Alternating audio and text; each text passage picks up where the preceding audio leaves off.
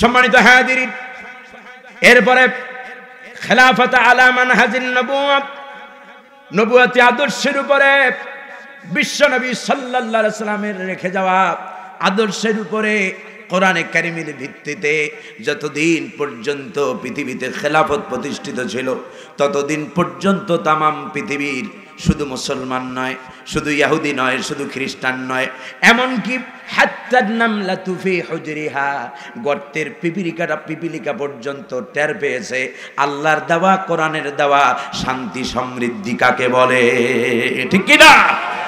গর্তের পিপিলিকা পর্যন্ত ইসলামের শাসন আমলে, কোরআনের শাসন আমলে নিরাপদ ছিল। ঠিক কি না? মানুষ তো দূরের কথা, হযরত ওমর রাদিয়াল্লাহু তাআলা আমলে, হযরত ওমর রাদিয়াল্লাহু তাআলা আমলে কথা আছে যে হযরত ওমর রাদিয়াল্লাহু তাআলা আমলে বাগে আর হরিণে এক ঘাটে পানি খাইতো, কেউ কারো উপরে অত্যাচার করার মতো সাহস পেত না। ঠিক কি না? এরকম আইডিয়াল স্টেট কায়েম করলেন বিশ্বনবী, সাহাবায়ে কেরাম। সেই কোরআন আজও আমাদের মধ্যে আছে না নাই? কিন্তু কোরআনের সেই শান্তি কি আর আছে? ভাইরা আমার, ভূমিকা দীর্ঘায়িত নয়। কোরআনের সেই শান্তিটা যদি আমরা ফিরে পেতে চাই, কোরআনের সেই শান্তি, সেই উন্নতি, সেই অগ্রগতি আমরা পেতে চাই কিনা? আবার কারা কারা চান একটু হাতটা তুলে দেখান। লিল্লাহে তাকবীর, লিল্লাহে তাকবীর। হাত নামান। সবাই আমরা কোরআনের সেই শান্তি পেতে চাই। শুধু শান্তি পেতে চাই এ কথা বললেই তো শান্তি পাওয়া যাবে না। শান্তি পাওয়ার জন্য কিছু দায়িত্ব, কিছু রেসপন্সিবিলিটি আছে না নাই? এই জন্য রেসপন্সিবিলিটি কি, দায়িত্বগুলো কি, সেই তিনটা দায়িত্বের কথা বলেই আমি মূল তাফসিরে চলে যাব ইনশাআল্লাহ। এবং আমি যতক্ষণ কথা বলবো ইনশাআল্লাহ বিইজনিল্লাহ, বিমাশিয়াতিল্লাহ, বিফদলিল্লাহি ওয়া বিরহমাতিহি, আল্লাহ তাআলা যদি দয়া করেন তো আমি চেষ্টা করব আল্লাহর কথাগুলোই আপনাদের সামনে পেশ করার জন্য ইনশাআল্লাহ। আজে বাজে কিসসা কাহিনী বলার সময় আমার কাছে নাই, আর এটা বলার অভ্যাসও আমার নাই। ভাইরা আমার কাছে এটা দৃঢ় বিশ্বাস হয়, ওয়াজ মাহফিলে যদি আমি অন্তত পক্ষে কোনো আলোচক যদি শুধু কোরআন পড়ে আর তর্জমা করে তাও লাভ আছে নাকি? কেমন লাভ? যে ব্যক্তি কোরআন শুনবে আর পড়বে উভয়ের আমল নামায় প্রতিটি হরফের বদৌলতে 10-10টা নেকি আল্লাহ তাআলা দিয়ে দিবেন। ঠিক কিনা? এই জন্য ফালতু কিসসা কাহিনী বলার চাইতে আল্লাহর কোরআনের ওয়াজ, কোরআনের আলোচনা, কোরআনের তেলাওয়াত এটা উত্তম। ঠিক কিনা? সম্মানিত হাজিরিন, তো কি কি দায়িত্ব? 1 নম্বর দায়িত্ব, কোরআনের শান্তি চাই। এ কথা বললেই হবে না, কোরআনের শান্তি চাই এই কথা বলার আগে নিজেকে আগে কোরআনের জন্য প্রস্তুত করতে হবে। ঠিক কি না? প্রস্তুতটা কেমনে করবেন? 1 নম্বরে আল্লাহর কোরআন সহি শুদ্ধ করে শিখতে হবে। ঠিক কি না? এটা 1 নম্বর দায়িত্ব সব মুসলমানদের উপরে। সমস্ত মুসলমান যিনি পড়েছেন লা ইলাহা ইল্লাল্লাহু মুহাম্মাদুর রাসূলুল্লাহ, যিনি এই কালেমায় সাক্ষ্য দিয়েছেন, তিনি হোক পুরুষ হোক নারী, যেই হোক, সকলের উপরে আল্লাহর কোরআন শিক্ষা করা কি নফল না সুন্নত? শুধু ফরজ? ফরজে আইন, ফরজে কোরআন শিখতেই হবে। কোরআন শেখার কোনো বিকল্প রাস্তা। 2 নম্বর, 1 নম্বরের দলিল হচ্ছে আল্লাহ তাআলা বলছেন ইকরা। প্রথম এই জমিনের উপরে আল্লাহ তাআলা কোন শব্দ ফরজ করলেন? ইকরা, পড়ো, জানো, জানতে হবে। এই জন্য জ্ঞান অর্জনকে, কোরআনের জ্ঞান অর্জনকে একমাত্র ইসলাম এমন একটি জীবন ব্যবস্থা যেটা প্রথম কথাই হলো জ্ঞান অর্জন করতে হবে। কন্যা সুবহানাল্লাহ। জ্ঞানকে এতটা বেশি প্রাধান্য কোন ধর্ম দেয় নাই যতটা বেশি প্রাধান্য দিয়েছে ইসলাম। সম্মানিত হাজিরিন, আল্লাহ তাআলা এরপরে আবার দ্বিতীয় দলিল আল্লাহ তাআলা বলছেন, আল্লাহ রাব্বুল আলামিন বলেন আল্লাযীনা আতাইনাহুমুল কিতাবা ইয়াতলুনাহু হাক্কা তিলাওয়াতি। আমি যাদেরকে কিতাব দিয়েছি, আমি যাদেরকে কোরআন দিয়েছি, কোরআনওয়ালাদের 1 নম্বর দায়িত্ব হলো এই কোরআনের যথাযথ হক আদায় করে তারা এই কোরআনের তেলাওয়াত তারা করবে। সম্মানিত হাজিরিন, 2 নম্বরে কোরআন শুধুমাত্র তেলাওয়াত শেখার জন্যই শুধুমাত্র তেলাওয়াত করে সওয়াব কামানোর জন্যই আল্লাহ তাআলা কোরআনকে আমাদের উপরে নাজিল করেন নাই, কোরআন আমাদেরকে দেন নাই। 2 নম্বর, কোরআনের প্রতি দায়িত্ব হলো, তবে হ্যাঁ ভুল বোঝারও কোনো কারণ নাই। কোরআন এমন একটি কিতাব, কোরআনে কারীম এমন একটি কিতাব যেটি রিডিং পড়লেও মান কারা আল কোরআনা, মান করা আল কোরআন, রাসূলুল্লাহ বলেন যে ব্যক্তি কোরআন পড়বে, মান করা মিন কিতাবিল্লাহ, যে ব্যক্তি কোরআন থেকে একটা হরফ পড়বে, বিশ্বনবী সাল্লাল্লাহু আলাইহি সাল্লাম বলেন কাতাবাল্লাহু লাহু আশরা হাসানাত, আল্লাহ তাআলা সঙ্গে সঙ্গে তার আমলনামায় 10টা নেকি লিখে দেবেন। কন্না সুবহানাল্লাহ। কিন্তু ভাইয়েরা আমার, শুধু কোরআন শরীফ পড়ে, শুধু কোরআনে কারীম খতম দিয়া, শুধু এই নফল, এটা হলো নফল ইবাদত। আফদালুল ইবাদাতি তিলাওয়াতুল কোরআন, কোরআনের তেলাওয়াত সর্বশ্রেষ্ঠ নফল ইবাদত, এটা সত্য। কিন্তু শুধু এই নফল ইবাদত করার জন্যই আল্লাহ কোরআন দেয় নাই। 2 নম্বর, এই জন্য কোরআনের প্রতি মুসলমানদের দায়িত্ব হলো, 2 নম্বরে আল্লাহর কোরআন আমাদের সবাইকে বুঝতেই হবে, ঠিক কি না? কোরআন বোঝার বিকল্প কোনো রাস্তা, কোরআন শিক্ষা করা যেমন ফরজ, কোরআন বোঝাটাও ফরজ করেছেন কে?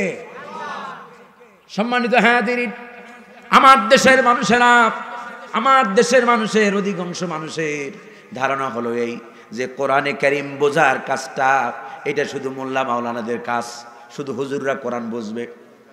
সম্মানিত হাজিরিন, এর কারণ হলো আমাদের দেশের অধিকাংশ মানুষেরা, আমাদের দেশে কোরআন বোঝার কোনো কর্মসূচি নাই।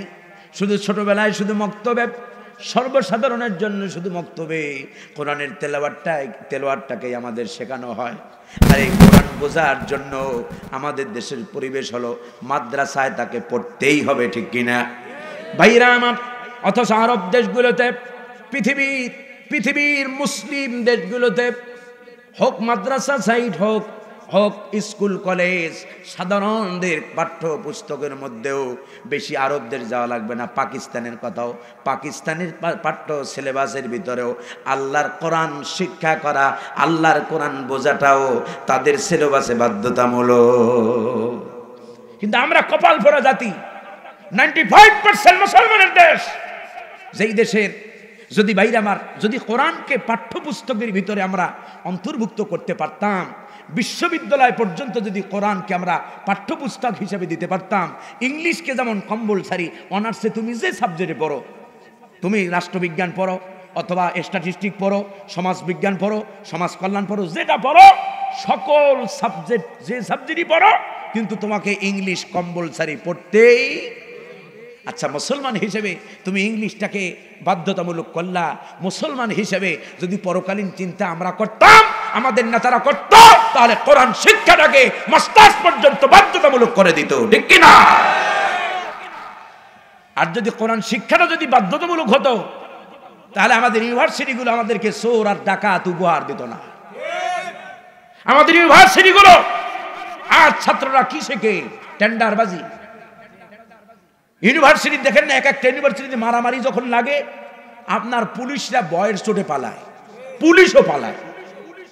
ভাইরা আমার, যদি কোরআনের কোন মাদ্রাসায়, দাওরা মাদ্রাসা, এই যে মনে করেন কত বাংলাদেশে কত বড় বড় মাদ্রাসা, এই অঞ্চলে দক্ষিণ অঞ্চলের শর্ষিনা মাদ্রাসা, সরমনের মাদ্রাসা, নেসারাবাদের মাদ্রাসা, এরপরে কত মাদ্রাসা আছে, আজ পর্যন্ত কোন একটা কামিল মাদ্রাসায় শুনেছেন দাঙ্গা লেগেছে, পুলিশ আনতে হয়েছে? কারণ কি? ওদের পাঠ্যপুস্তকের মধ্যে এই একটা কিতাব আছে, এই একটা কিতাব तमाम পৃথিবীর সমস্ত মানুষকে সভ্য বানাইতে পারে, ঠিক কি না? এই কিতাবটা ইউনিভার্সিটিতে যদি দেওয়া যাইতো, ইউনিভার্সিটির শিক্ষকগুলো তো মাঝে মাঝে আহারে, একজন শিক্ষক নামতেছে সিঁড়ি দিয়ে নিচে, আর এই বেশ আগের ঘটনা, আরেকজন ছাত্র পিছন দিক দিয়ে আইসা কান ধরে টান দিয়েছে, বুঝলেন না? তা শিক্ষক পিছনে তাকাই দিয়েছে, কয় স্যার সরি। এই হলো ইউনিভার্সিটির অবস্থা। আর আমাদের মাদ্রাসার দিকে তাকাই দেখো, ওরা হিংসা, নাস্তিকগুলো হিংসা কেন করে? ওরা দেখে মাদ্রাসার হুজুররা যখন বের হয়, ছাত্ররা আগে বের হয়ে আসে, হুজুরের জুতাটারে আগে ঠিক করে, ঠিক কি না? সম্মানিত হাজিরিন, আমি কাউকে খাটো করছি না। কোরআন একটুখানি থাকার কারণে এই যদি হয়, মাদ্রাসার শান্তি শৃঙ্খলা এই যদি হয়, তাহলে কোরআনটাকে যদি আমরা তামাম আমাদের ইউনিভার্সিটি লেভেল পর্যন্ত যদি নিতে পারতাম, হাই স্কুলের ছেলেরা হাই স্কুলে যদি কোরআন শিখতো, প্রাথমিক শিক্ষায় প্রাইমারি লেভেলে যদি কোরআন থাকতো, কোরআনের সিলেবাস থাকতো, এরপরে হায়ার সেকেন্ডারিতে যদি কোরআনের সিলেবাস থাকতো, এরপরে একেবারে মাস্টার্স পর্যন্ত যদি কোরআনের সিলেবাস থাকতো, আমার দেশটা সভ্য জাতিতে পরিণত হতো। ঠিক কিনা? এই জন্য কোরআন 2 নম্বরে বললাম, আল্লাহর কোরআন বোঝাটা খরচ করেছেন কে? যে মুসলমান নিজেকে মুসলমান দাবি করে তাদের সকলের উপরে কোরআন বোঝা ফরজ করেছেন কে? ভাইরা আমার, ফরজ হওয়ার জন্য তো দলিল লাগবে, শুধু আমি নমানি বললেই তো ফরজ হবে না। আল্লাহ তাআলা কি বলেন শোনেন, আল্লাহ তাআলা বলেন আফালা ইয়াতাদাব্বারুনাল কুরআনা ওয়ালাউ কানা মিন ইনদি গায়রিল্লাহ লাওয়াজাদু ফীহি ইখতিলাফান কাসীরা। আল্লাহু আকবার। খারাপ লাগতেছে আপনাদের? খারাপ লাগে? কোরআন শুনতে খারাপ লাগে? ইমানদার যারা ইমানদার তাদের কোরআন শুনতে খারাপ লাগার কথা। খারাপ কেবল তাদের লাগে যাদের কলিজার মধ্যে ঈমান নাই, যাদের কলিজার মধ্যে কি নাই। কাদের খারাপ লাগবে সেটা পরে আসবে ইনশাআল্লাহ। সম্মানিত হাজিরিন, তো 2 নম্বর বললাম কোরআন বুঝতে হবে। 3 নম্বরের দায়িত্ব হলো, 1 নম্বর শুরুতেই বলেছিলাম কোরআনের শান্তি যদি আমরা পেতে চাই 1 নম্বরে পড়ব, 2 নম্বরে বুঝবো, 3 নম্বরে যা পড়বো আর যা বুঝবো তা দিয়া নিজেদের ব্যক্তি জীবন, পারিবারিক জীবন, সামাজিক জীবন, রাষ্ট্রীয় জীবন, আমার অর্থনীতি, আমার সমাজনীতি, আমার রাজনীতি, আমার গোটা জীবনে যত নীতি, যত আদর্শ দরকার, যত প্রয়োজন, যত কিছু দরকার সবটা কোরআনে আছে না নাই? আল্লাহ তাআলা বলেন হাযা বায়ানুল লিন্নাস ওয়া হুদাও ওয়া মাউইযা। আল্লাহ তাআলা বলেন হাযা বায়ানুল লিন্নাস, এই কোরআন तमाम পৃথিবীর মানব গোষ্ঠীর জন্য যত কিছু প্রয়োজন, যত কিছু দরকার ছিল, দরকার আছে, দরকার হবে, সবটা আল্লাহ তাআলা কোরআনের মধ্যে একটা একটা করে বয়ান করে দিয়েছে। আল্লাহ তাআলা বলেন মা ফারাতনা ফিল কিতাবি মিন শাই। আল্লাহ বলছেন এই কোরআনের মধ্যে এমন কোনো বিষয় নাই যেটা তোমাদের জন্য প্রয়োজন আমি আল্লাহ বাদ দিয়ে দিয়েছি, এমন কোনো বিষয় কোরআনে সব কিছু, এভরিথিং ইজ ইনক্লুডেড। আল্লাহ তাআলা সব কিছুকে সংযুক্ত করে আল্লাহ তাআলা আমাদেরকে দিয়েছেন কোরআন। কন্না সুবহানাল্লাহ। ভাইরা আমার, কোরআনে কারিমের নীতি আর আদর্শগুলো যদি আমরা মানতে পারতাম, কোরআন দিয়ে যদি আমরা আমাদের ব্যক্তি জীবনকে সাজাতাম, আমাদের পারিবারিক জীবনকে সাজাতাম, সমাজ জীবনকে যদি কোরআন দিয়ে সাজাতাম, রাষ্ট্রীয় জীবনকে যদি আমরা কোরআন দিয়ে সাজাতাম, তাহলে তামাম পৃথিবীতে মুসলমানরা সবচাইতে শান্তিতে এবং নিরাপত্তার সাথে থাকতো। ঠিক কিনা? মুসলমানদের জীবনে এইরকম দুর্বিষহ জীবনযাপন মুসলমানদের করতে হতো, কারণ এই কোরআন তো আমাদেরকে কষ্ট দেওয়ার জন্য আল্লাহ দেয় নাই, এই কোরআন আমাদেরকে হতভাগা করার জন্য দেয় নাই। আজ পৃথিবীর বাতিলরা মনে করে যে কোরআন মানি, মুসলমান মানি হলো মার খাবার জাতি। পৃথিবীর এমন কোন রাষ্ট্র আছে, Chechnya, Bosnia, Algeria, Albania, Lebanon, Sudan, Jordan, Tunisia, Iraq, Afghan, Kashmir, ফিলিস্তিন, এরপরে সুরিয়া, পৃথিবীর এমন একটা ইঞ্চি জমি নাই যেখানে মুসলমানদের রক্তে রঞ্জিত হয় নাই। ঠিক কিনা? তাম পৃথিবীতে মুসলমানরা আজ অত্যাচারিত, নির্যাতিত, নিষ্পেষিত। এর একমাত্র কারণ হলো আমরা কোরআন থেকে দূরে ছিটকে পড়েছি। ঠিক কিনা ভাইরা আমার? এই জন্য আল্লাহ তাআলা বলছেন তাহা মা আনজালনা আলাইকাল কুরআন লিতাশকা। নবী হে, তাহা এটা হরফে মুকাত্তাত। আল্লাহ বলেন মা আনজালনা আলাইকাল কুরআন, তোমার প্রতি এই কোরআন এই জন্য নাজিল করি নাই যে কোরআন পেয়ে তুমি হতভাগা হবে, দুর্ভাগা হবে, তোমার জাতি পৃথিবীতে মার খাবে, এই জন্য আমি আল্লাহ কোরআন দেই নাই। বরং এই দুর্ভাগের অবস্থান থেকে তোমার জাতিকে সৌভাগ্যের সর্বোচ্চ আসনে বসানোর জন্য আল্লাহ তাআলা দিয়েছেন কোরআন। ঠিক কিনা? সম্মানিত হাজিরিন, তাহলে 3টা কথা যদি আপনারা ভূমিকার 3টা কথা মনে রাখেন, তাহলে আশা করা যায় এই মাহফিল আমাদের যারা এত কষ্ট করে, এত অর্থ, এরপরে এত পরিশ্রম খরচ করে যারা এত সুন্দর মাহফিল করলো, এই মাহফিল আমাদের সকলের নাজাতের উসিলা হবে। ঠিক কিনা? সংক্ষেপে তিনটা বললাম, 1 নম্বরে কোরআন পড়বো, 2 নম্বরে কোরআন বুঝবো, 3 নম্বরে আল্লাহর কোরআন প্রতিষ্ঠার আন্দোলনে, কোরআন সুন্নাহ ভিত্তিক জীবন গঠনের আন্দোলনে আমরা সবাই সকল দল মত নির্বিশেষে আল্লাহর কোরআন প্রতিষ্ঠার আন্দোলন করাটা কি সকল যারা মুসলমান, হোক আওয়ামী লীগ, বিএনপি, জামাত, জাতীয় পার্টি, সকল দলের সকল যারা নিজেদেরকে মুসলমান দাবি করে, মুসলমানদের উপরে কোরআন প্রতিষ্ঠার আন্দোলন করা কি? আপনার যেটা ভালো লাগে, ইসলামের দল যেই দল ভালো লাগে সেটার সাথে যারা কোরআন প্রতিষ্ঠা করতে চায় তাদের সাথে লেগে থাকতে হবে, ঠিক কিনা? আল্লাহ তাআলা কোরআন বোঝার তৌফিক আমাদেরকে দেন, বলি আমিন। কোরআন শিক্ষার তৌফিক আমাদেরকে দেন, বলি আমিন। কোরআন প্রতিষ্ঠার আন্দোলনে দল মত নির্বিশেষে ঐক্যবদ্ধভাবে শরীক হওয়ার তৌফিক আল্লাহ তাআলা আমাদেরকে দান করেন, বলি আমিন। আর ভূমিকা নয়, চলুন তাফসিরে চলে যাই পুরোনামার সাথে। ইমানদারদের জীবনের গুরুত্বপূর্ণ 7টি কোয়ালিটি, 7টি বৈশিষ্ট্য আল্লাহ তাআলা আলোকপাত করেছেন। কোন ব্যক্তি যদি এই 7টি কোয়ালিটি, এই 7টি গুণ যদি অর্জন করতে পারে, আল্লাহ রাব্বুল ইজ্জাত ওয়াল জালাল তাদেরকে জান্নাতুল ফেরদাউসের মেহমান বানায় দেবেন। কন্যা আলহামদুলিল্লাহ। সম্মানিত হাজিরিন, এই 7টি গুণ যেই সব ইমানদাররা অর্জন করবে, আল্লাহ তাআলা বলেন উলাইকা হুমুল ওয়ারিসুন, ওই 7 গুণওয়ালা ব্যক্তিরাই উত্তরাধিকারী। কিসের? আল্লাহ তাআলা আল্লাযীনা ইয়ারিসুনাল ফিরদাউসা, যারা জান্নাতুল ফেরদাউসের উত্তরাধিকারীত্ব লাভ করবে। কন্যা সুবহানাল্লাহ।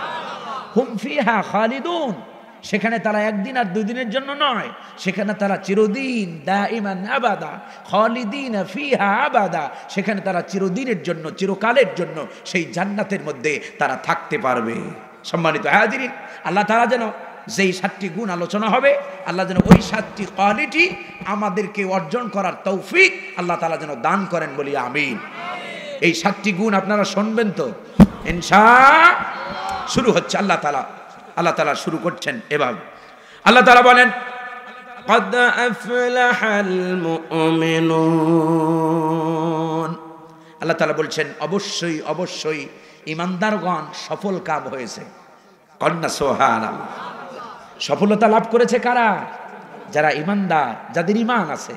ঈমান সফলতার মূল চাবিকাঠি। ঈমান ছাড়া পৃথিবীতে যারা আছে, হোক না গাড়িতে, বাড়িতে, ইন্ডাস্ট্রিতে অনেক বড়, কিন্তু তারা, আল্লাহ তাআলা বলছেন তারা ব্যর্থ, তারা ক্ষতিগ্রস্ত।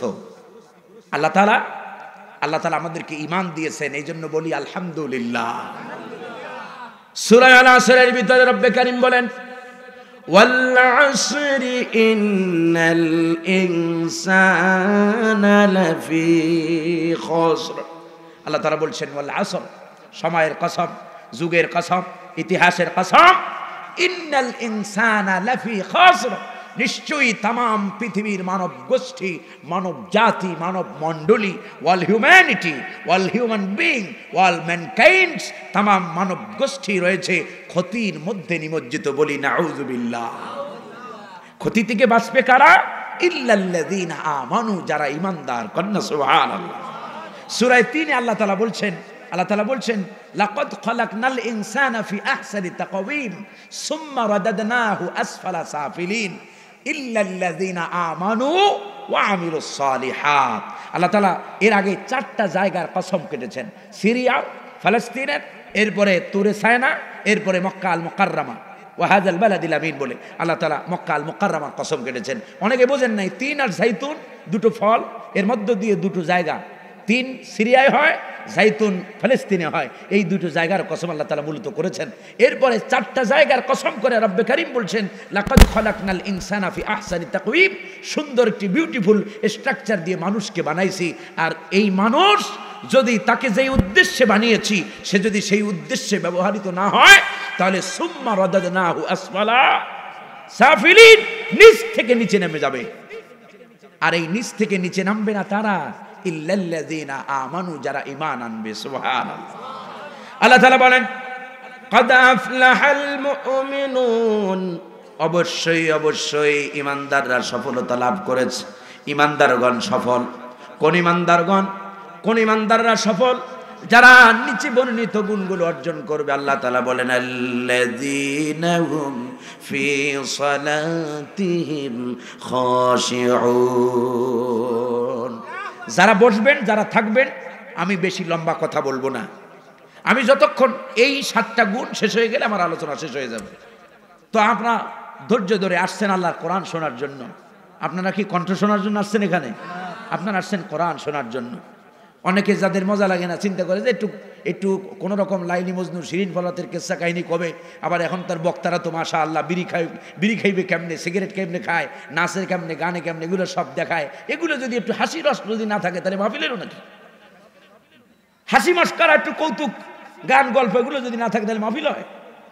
বাইরে আমার জাতির কপাল খারাপ, জাতির কপাল খারাপ। কপাল পড়ছে, কপালে আগুন লাগছে, কপালে আগুন লাগছে। ওয়াজ মাহফিলের মঞ্চগুলো নষ্ট করে দিয়েছে এক শ্রেণীর তথাকথিত ধর্মের নামে অসাধু ব্যবসায়ীরা, ঠিক কি না? কোরআনের মঞ্চটারে কৌতুকের মঞ্চ বানায় ফেলেছে।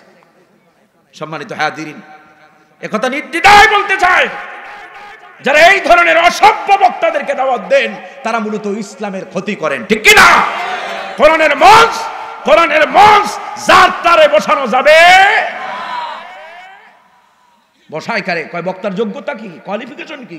কয় বক্তার যোগ্যতা হচ্ছে বক্তা 36 ইঞ্চি। বক্তার যোগ্যতা কি? 36। মিথ্যা বলতেছি আমি? যদি জিজ্ঞাসা করি ভাই কারে দাওয়াত দিয়েছেন, বক্তার যোগ্যতা কি, কোয়ালিফিকেশন কি, এর একাডেমিক কোয়ালিফিকেশন কি? কয় হুজুর কোয়ালিফিকেশনটা কোনো বুঝি না, মোটামুটি ইউটিউবে ভাইরাল শিশু বক্তা। এই হলো বক্তার যোগ্যতা। এটি আমার কাছে মনে হয় হাযিহি আলামাতুস সাআহ, এটা কিয়ামতের লক্ষণ। কিয়ামত বেশি দূরে নয়, কিয়ামত খুব সন্নিকটে। ইকতারাবা লিন-নাসি হিসাবুহুম ওয়া হুম ফি গাফলাতিন মুরিদুন। কিয়ামত যে বেশি দূরে নয় তার বাস্তব প্রমাণ এগুলো। আহারে বক্তার যোগ্যতা, কয় বক্তা নারী থেকে পুরুষ হয়েছে, নারী থেকে, এটা হলো বক্তার যোগ্যতা। বক্তার যোগ্যতা কি? কয় সে আগে ছিল হিন্দু, এখন হয়েছে মুসলমান। লেখাপড়া লাগবে না, খালি ধর্ম চেঞ্জ করলেই হয়ে যাবে বক্তা। আছে না? কত জায়গায় কত মাস্তান ফাস্তান সব এখন বক্তা হয়ে গেছে। বাইরে আমার কেউ সবাই নবমুসলিমের এক ব্যবসা চলে, শিশু বক্তার এক ব্যবসা চলে, 26 ইঞ্চি 36 ইঞ্চি 24 ইঞ্চির এক ব্যবসা চলে। মাহফিলটারে আমরা ইসলাম বহির্বিশ্বে এই ভিডিওগুলো দেখে, যারা বহির্বিশ্বে থাকেন, আপনাদের এখানকার তো অনেক মানুষ থাকে, এগুলো দেখলে আমাদেরকে পাগল বলে, জিয়ারা জাতি হিসেবে মনে হয় পাগল। ইসলামের কোরআনের মঞ্চ যারে যারে বসানো যাবে। বিশ্বনবী সাল্লাল্লাহু আলাইহি ওয়াসাল্লাম কিয়ামতের আগে যেগুলো ঘটবে তা বিশ্বনবী অনেক আগে বলেছেন। জাতি একটা সময় আসবে কিয়ামতের আগে, যখন আল্লাহ তাআলা এলেমকে টেনে হিসড়ে বের করার মাধ্যমে এলেম আল্লাহ উঠাইয়া নেবেন। ইন্নাল্লাহা লা ইয়ানতাজু ইলমান ইনতিজাআন, আল্লাহ টেনে হিসড়ে বের করার মাধ্যমে এলেম উঠাইয়া নেবেন না। ওয়ালাকিন ইয়াকবিদুল ইলমা বিকবজিল উলামা, উলামাদেরকে উঠিয়ে নেওয়ার মাধ্যমে আল্লাহ এলেম উঠাইয়া নেবেন। যখন আলেম থাকবে না তখন জাতি কি করবে? জাতি জাহেলদেরকে ফকিহের আসনে বসাবে, জাতি জাহেলদেরকে ফকিহ হিসেবে নেবে। আর এই জাহেল ফকিরা কি করবে? ফাফতু বিগাইরি ইলমিন, ফতুয়াবাজি করবে। এলেম ছাড়া, জ্ঞান নাই, কোরআন হাদিস ছাড়া ফতুয়াবাজি করবে। এরপরে ফতুয়াবাজি করে ফাদাল্লু আদিল্লু, ফতুয়া দিয়ে নিজেরা গোমরাহ হবে, জাতিকেও গোমরাহ করবে। আল্লাহ তাআলা এই ধরনের গর্হিত কাজ থেকে আমাদেরকে বেঁচে থাকার তৌফিক দান করেন বলি আমিন। আবার কিছু চটক দান একটু গুগলের জ্ঞান অর্জন করে, গুগলে সার্চ দিয়া, মানে একটুখানি বারমুডা ট্রায়াঙ্গেল এগুলো হাবিজাবি একটু পইরা টইরা, মানে একটু আধুনিকতার জ্ঞান নিয়া তারপরে হয়ে গেছে বিশাল বক্তা। সারা জীবন ব্যাট পিটাইছে, হ্যাঁ, এরপরে আইসা চিন্তা করছে যে এই মঞ্চে ভালো গরম গরম টাকা পাওয়া যায়। বুঝেন নাই ভাইরা আমার? অনেক আবার কইতে পারে যে হুজুর হিংসা করেন না। হিংসা করি না। হিংসা কেন করবো? সব যদি বাংলাদেশ সব যদি বক্তা হয়ে যায় আমাদের কোনো হিংসা লাগে না। কিন্তু আমরা বলি জাতির স্বার্থে, যে জাতি দালালাত গোমরাহির পথ রাস্তা বেছে নিচ্ছে, ঠিক কিনা? বেটা আলিয়া মাদ্রাসার কওমি মাদ্রাসায় একটা ছেলে দাওরা পাস করতে হলে অন্তত 12 বছর তার মাদ্রাসায় থাইকা, মাদ্রাসার ওই মেজের সাথে ঘষতে পাঞ্জাবি সিররা এরপরে মাওলানা হইতে হয়, ঠিক কিনা? ডাইলের পানি ছোট সময় পাঙ্গাসিয়া নেসারিয়ায় পড়ছি। ডাইলের পানি খাইতে খাইতে ডাইলের পানি দিয়ে হাত ধুইছি ডাইলের পানি দিয়া, সেই পানি খাইয়া 16-17 বছর এইরকম মাদ্রাসার জীবনে হোস্টেলে কাটাইয়া, বাকি সময় আর হোস্টেলে থাকি নেই, 16-17 বছর হোস্টেলে থাইকা এরপরে এই ময়দানে আসছি। চটকদার 1-2 দিন 3 দিন ফেসবুকের বক্তা নই। সম্মানিত হাজিরিন, আল্লাহ তাআলা জাতিকে হেফাজত করুক বলি আমিন। জাতিকে, ওই যে রাসূলুল্লাহ বলছেন, জাতি জাহেলদেরকে ফকি হিসেবে নেবে আর এই ফকিরা ফতুয়াবাজি করবে। কত না ফতুয়া আমরা শুনতেছি, কত জায়গায় না মোকাবেলা করতে হয়। সম্মানিত হাজিরিন, আর এরা কি করে দেখেন, গত বছর উঠতে পারলো না, গত বছরে এই ময়দানে আজ তাফসীর করি আমার বয়সের তুলনায় 9 বছর। এই আপনাদের দিকে মাদারীপুরের পরেই তো মোল্লার হাট, নাকি মোল্লার হাট, এরপরে এই গাংনি, এরপরে আপনার এটার কি বলে মাদ্রাসা ঘাট, জামিয়া ইসলামিয়া শামসুল উলুমে তাফসীর করেছি আজ থেকে আরো 5-7 বছর আগে। সেই বড় ঘাট মাদ্রাসায় বিশাল এই মোল্লার হাটের বড় কওমি মাদ্রাসা ইফতা পর্যন্ত আছে। সম্মানিত হাজিরিন, তো এই সব জায়গায় তাফসীর করেছি, কিন্তু এই তখনও আসছি, আমার মনে আছে, আমার 5,000 টাকা 2 দিন স্টেইং বক্তা ছিলাম আমি। 2 দিন মাহফিল করার পরে আমার হাতে 5,000 টাকা দিছিল তখনকার সময়। তা আমি এটারে কপালের চাঁদ মনে করে নিছি যে আল্লাহ এত বড় দাওরা হাদিস মাদ্রাসা আমার মতো একটা নগণ্য গোলামরে দাওয়াত দিছে, এবার আবার যাবার সময় গাড়ি ভাড়াও দিছে। সম্মানিত হাজিরিন, এটাকে ব্যবসা হিসেবে নেই নাই। যদি ব্যবসা হিসেবে নিতাম, মোটামুটি সবাই উচ্চ লেভেলে যারা ব্যবসা করে 1.5 লাখ 2 লাখ নেয় কন্ট্যাক্ট করে, মোটামুটি আমার লেভেলটা কম থাকতো না, তাদের মধ্যেই থাকতো। সম্মানিত হাজিরিন, এইটা ব্যবসার জায়গা নয়। কোরআন দিয়ে, কোরআন সুন্নাহর কথা বিক্রি করে, হ্যাঁ, আলোচক কোরআনের আলেম যারা কোরআনের এই যে মনে করেন তাদেরকে আপনারা হাদিয়া হিসেবে যেটা দিবেন, এখানে বিবেক বিবেচনা করবেন। আজকে কন্ট্যাক্ট যারা করে অনেক সময় আমার বিরুদ্ধে কয় যে আপনি খালি এই ব্যাপারে কথা কন, দেখেন জাতির কি অবস্থা, কিভাবে সলিছাতুরি করে আমাদের সাথে। আমি বলি ভাই, করার তো একটা কারণ আছে। এই জাতির করুণ অবস্থার পিছনে আমরা আলেমরাও কিছুটা দায়ী, ঠিক কি না? আমরা নিজেদেরকে একেবারে দায় মুক্ত রাখতে পারবো না। সম্মানিত হাজিরিন, যাই হোক, মূল কথা হলো সবাইকে একজন আলেম যারা আসেন, এই যে এখন যেটা বলতেছিলাম, গত বছর আসলো, আজকে এই বছর শুনি যে তাকে 1 লক্ষ টাকা আগে পেমেন্ট করতে হবে, তারপরে সে আসবে। কোয়ালিফিকেশন কি? কয় যে আগে এক সময় ওই যে পিটাইছে, এটা হলো তার কোয়ালিফিকেশন। কি চটকদার কিছু তথ্য বলে কিয়ামতের আগে কি ঘটবে, এরা আপনার কি বলে, আবার সে শুনে আসছি সৌদি আরবে যাই নাকি জান্নাতের সুঘ্রাণও পাই আসছে। আল্লাহ তাআলা একটু আগে আমার আগে যিনি বক্তা আলোচনা করতেছিলেন যে এমন কোনো কান নাই যে এমন কোনো নাক নাই যে জান্নাতের সুঘ্রাণ পেতে পারে, ঠিক কি না? জান্নাতের আওয়াজ আসবে দুনিয়াতে, তাহলে তো এই মানুষ নেকামল করতোই না, দুনিয়াতে থাকেই জান্নাত ভোগ করতো। আর উনি এমন আল্লাহর ওলি, উনি জান্নাতের সুঘ্রাণ মক্কা শরীফে যাইয়া কোন পাথরের কোন পাহাড়ের কাছে যাই পাই আসছে। জাতিকে এগুলো জাস্টিফাই করার জন্য এলেম লাগবে তো। সম্মানিত হাজিরিন, আল্লাহ তাআলা জাতিকে হেফাজত করুক বলি আমিন। এই সব চটকদা আবার কিছু মুফাসসির আছে মাশাআল্লাহ, কওমি মাদ্রাসার কওমি নিসাবে কোন রকম সরে বেকায় পয়রা বিশাল জাতির বিশাল কিছু হয়ে গেছে। ফতুয়া দিচ্ছে তুবু ইলাল্লাহি তাওবাতান নসুহা, কয় তওবা করবা নসুহা নামক ব্যক্তির মতো। বুঝেন নাই? আল্লাহ তাআলা জাতিকে বোঝার তৌফিক দান করেন বলি আমিন। সম্মানিত হাজিরিন, তো যাই হোক, আল্লাহ তাআলা বলছেন যদি সফল হতে চাও, তবে আবার এখানে ক্লিয়ার করি, আলেমরা যখন আসবে, কথাটা যেহেতু মিডিয়ায় চলে যাবে, আলেমরা আসলে আলেমদেরকে যথাযথ উপযুক্ত সম্মান করাটা এইটা মেজবানদের দায়িত্ব, যারা দাওয়াত দেয় তাদের, ঠিক কিনা? এক একটা প্রোগ্রাম ধরতে এক একটা আলেমের 20 ঘন্টা 18 ঘন্টা 25 ঘন্টা পর্যন্ত গাড়িতে থাকা লাগে। কোনো কথা মানে দূরের প্রোগ্রামগুলো ধরতে। সেদিন আমি আমার কথা বলি, চট্টগ্রাম থেকে আমার মাহফিল ছিল কুলাউড়া, চট্টগ্রামে বাঁশখালীতে ছিলাম যেদিন, তারপরের দিন কুলাউড়া মাহফিল। টোটাল চট্টগ্রাম থেকে রওনা দিয়েছি 9টায়, ওখানে যাইয়া পৌঁছছি আবার রাত 9টার কাছাকাছি। তাহলে কয় ঘন্টা হলো আলোচনা করেছি, আবার চলে এসেছি পরের দিন মাহফিল। এই গতকালকে মাহফিল করলাম চুয়াডাঙ্গা থেকে আবার এখানে আসলাম। এখান থেকে ঢাকা যাব, ঢাকা থেকে আগামীকালকের মাহফিল নোয়াখালীতে। তো আমাদের এই যে সময়টা নষ্ট হয়, সময়টা আমরা যদি খালি এইটাই করতে থাকি, আমাদের বিবি বাল বাচ্চা নাই, সন্তান আছে না, পরিবার আছে না? তো এই জন্য বিবেক বিবেচনা করতে হবে। আল্লাহ তাআলা জাতিকে বোঝার তৌফিক দান করেন বলি আমিন। ভাইরা আমার, কদ আফলাহাল মুমিনুন, আল্লাহ তাআলা বলছেন ঈমানদাররা সফল। কোন ঈমানদার? এক নম্বর সফলতার জন্য এক নম্বর চাবিকাঠি, মাপকাঠি, আল্লাযীনা হুম ফি সালাতিহিম খাশিউন, নামাজের মধ্যে বিনয়ী হওয়া লাগবে। এটা এক নম্বর গুণ। এখন নামাজের মধ্যে বিনয়, বাংলায় বলি সাধারণ মানুষ আপনারা, নামাজের মধ্যে বিনয়। আমাদের অধিকাংশের নামাজ দেখলে মনে হয় মাশাআল্লাহ।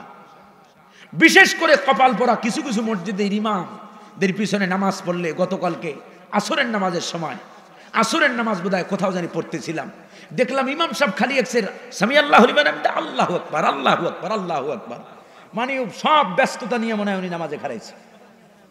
ভাইরা আমার, সালাত আদায় করতে হবে বিনয়, নম্রতা, একাগ্রতার সাথে।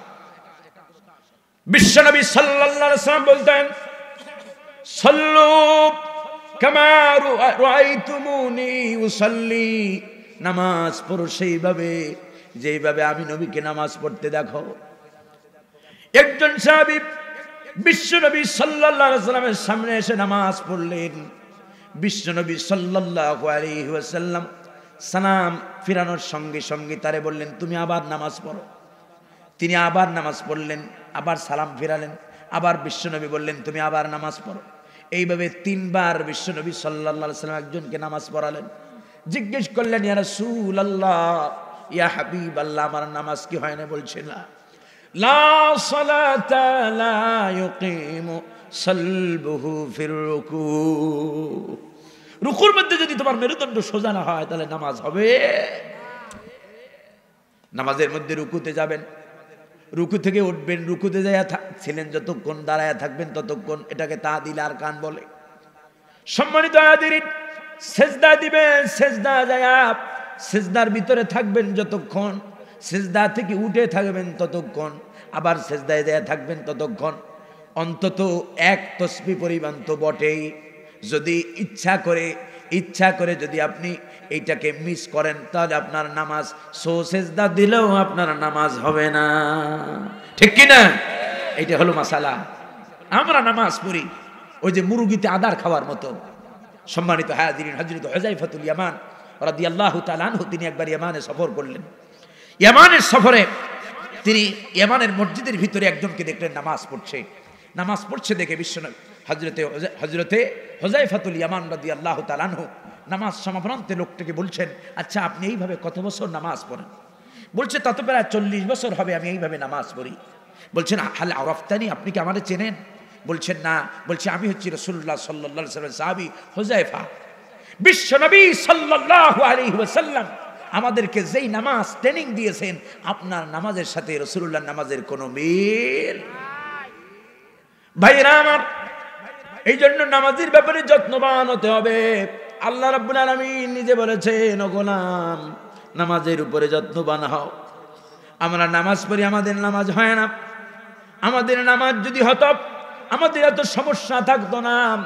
আল্লাহ রাব্বুল আলামিন কোরআনে কারীমের ভিতরে বলেছেন, ওয়াস্তাঈনু বিস-সাবরি ওয়াস-সালাত ইন্নাল্লাহা মা'আস সাবিরিন। বিপদে যখন পড়বা, মুসিবতে যখন পড়বা, তখন ওয়াস্তাঈনু বিস-সাবরি ওয়াস-সালাহ, নামাজ আর ধৈর্যের মাধ্যমে আমি আল্লাহর কাছে সাহায্য চাও। সুবহানাল্লাহ। বিশ্বনবীর আমল জানেন?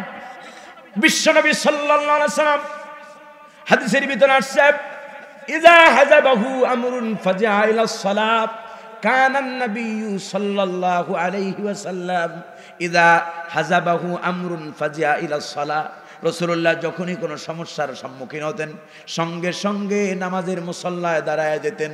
নামাজ থেকে বিশ্বনবীর সমস্যার সমাধান চলে আসতো। সুবহানাল্লাহ।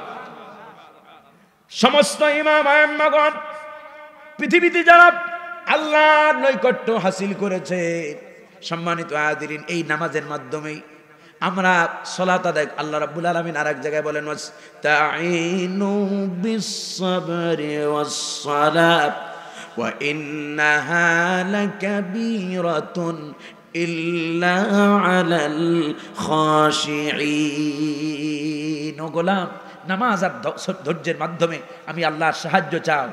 ওয়া ইন্নাহা লাকাবীরা, তবে এটা কিন্তু কঠিন কাজ। এটা সহজ সহজ কাজ। বিপদে পড়লেই দৌড়ে যাই, ভাই বাঁচান আমারে, কেউ দেখবেন আপনি যদি আমারে না দেখেন। কিন্তু কয়জনের এই ঈমান আছে বিপদে পড়ে নেই আগে মুসল্লার কাতারে, নামাজের কাতারে দাঁড়ায় যাবেন? এই ঈমান কি আমাদের আছে? সাহাবায়ে কেরামের এই ঈমান ছিল।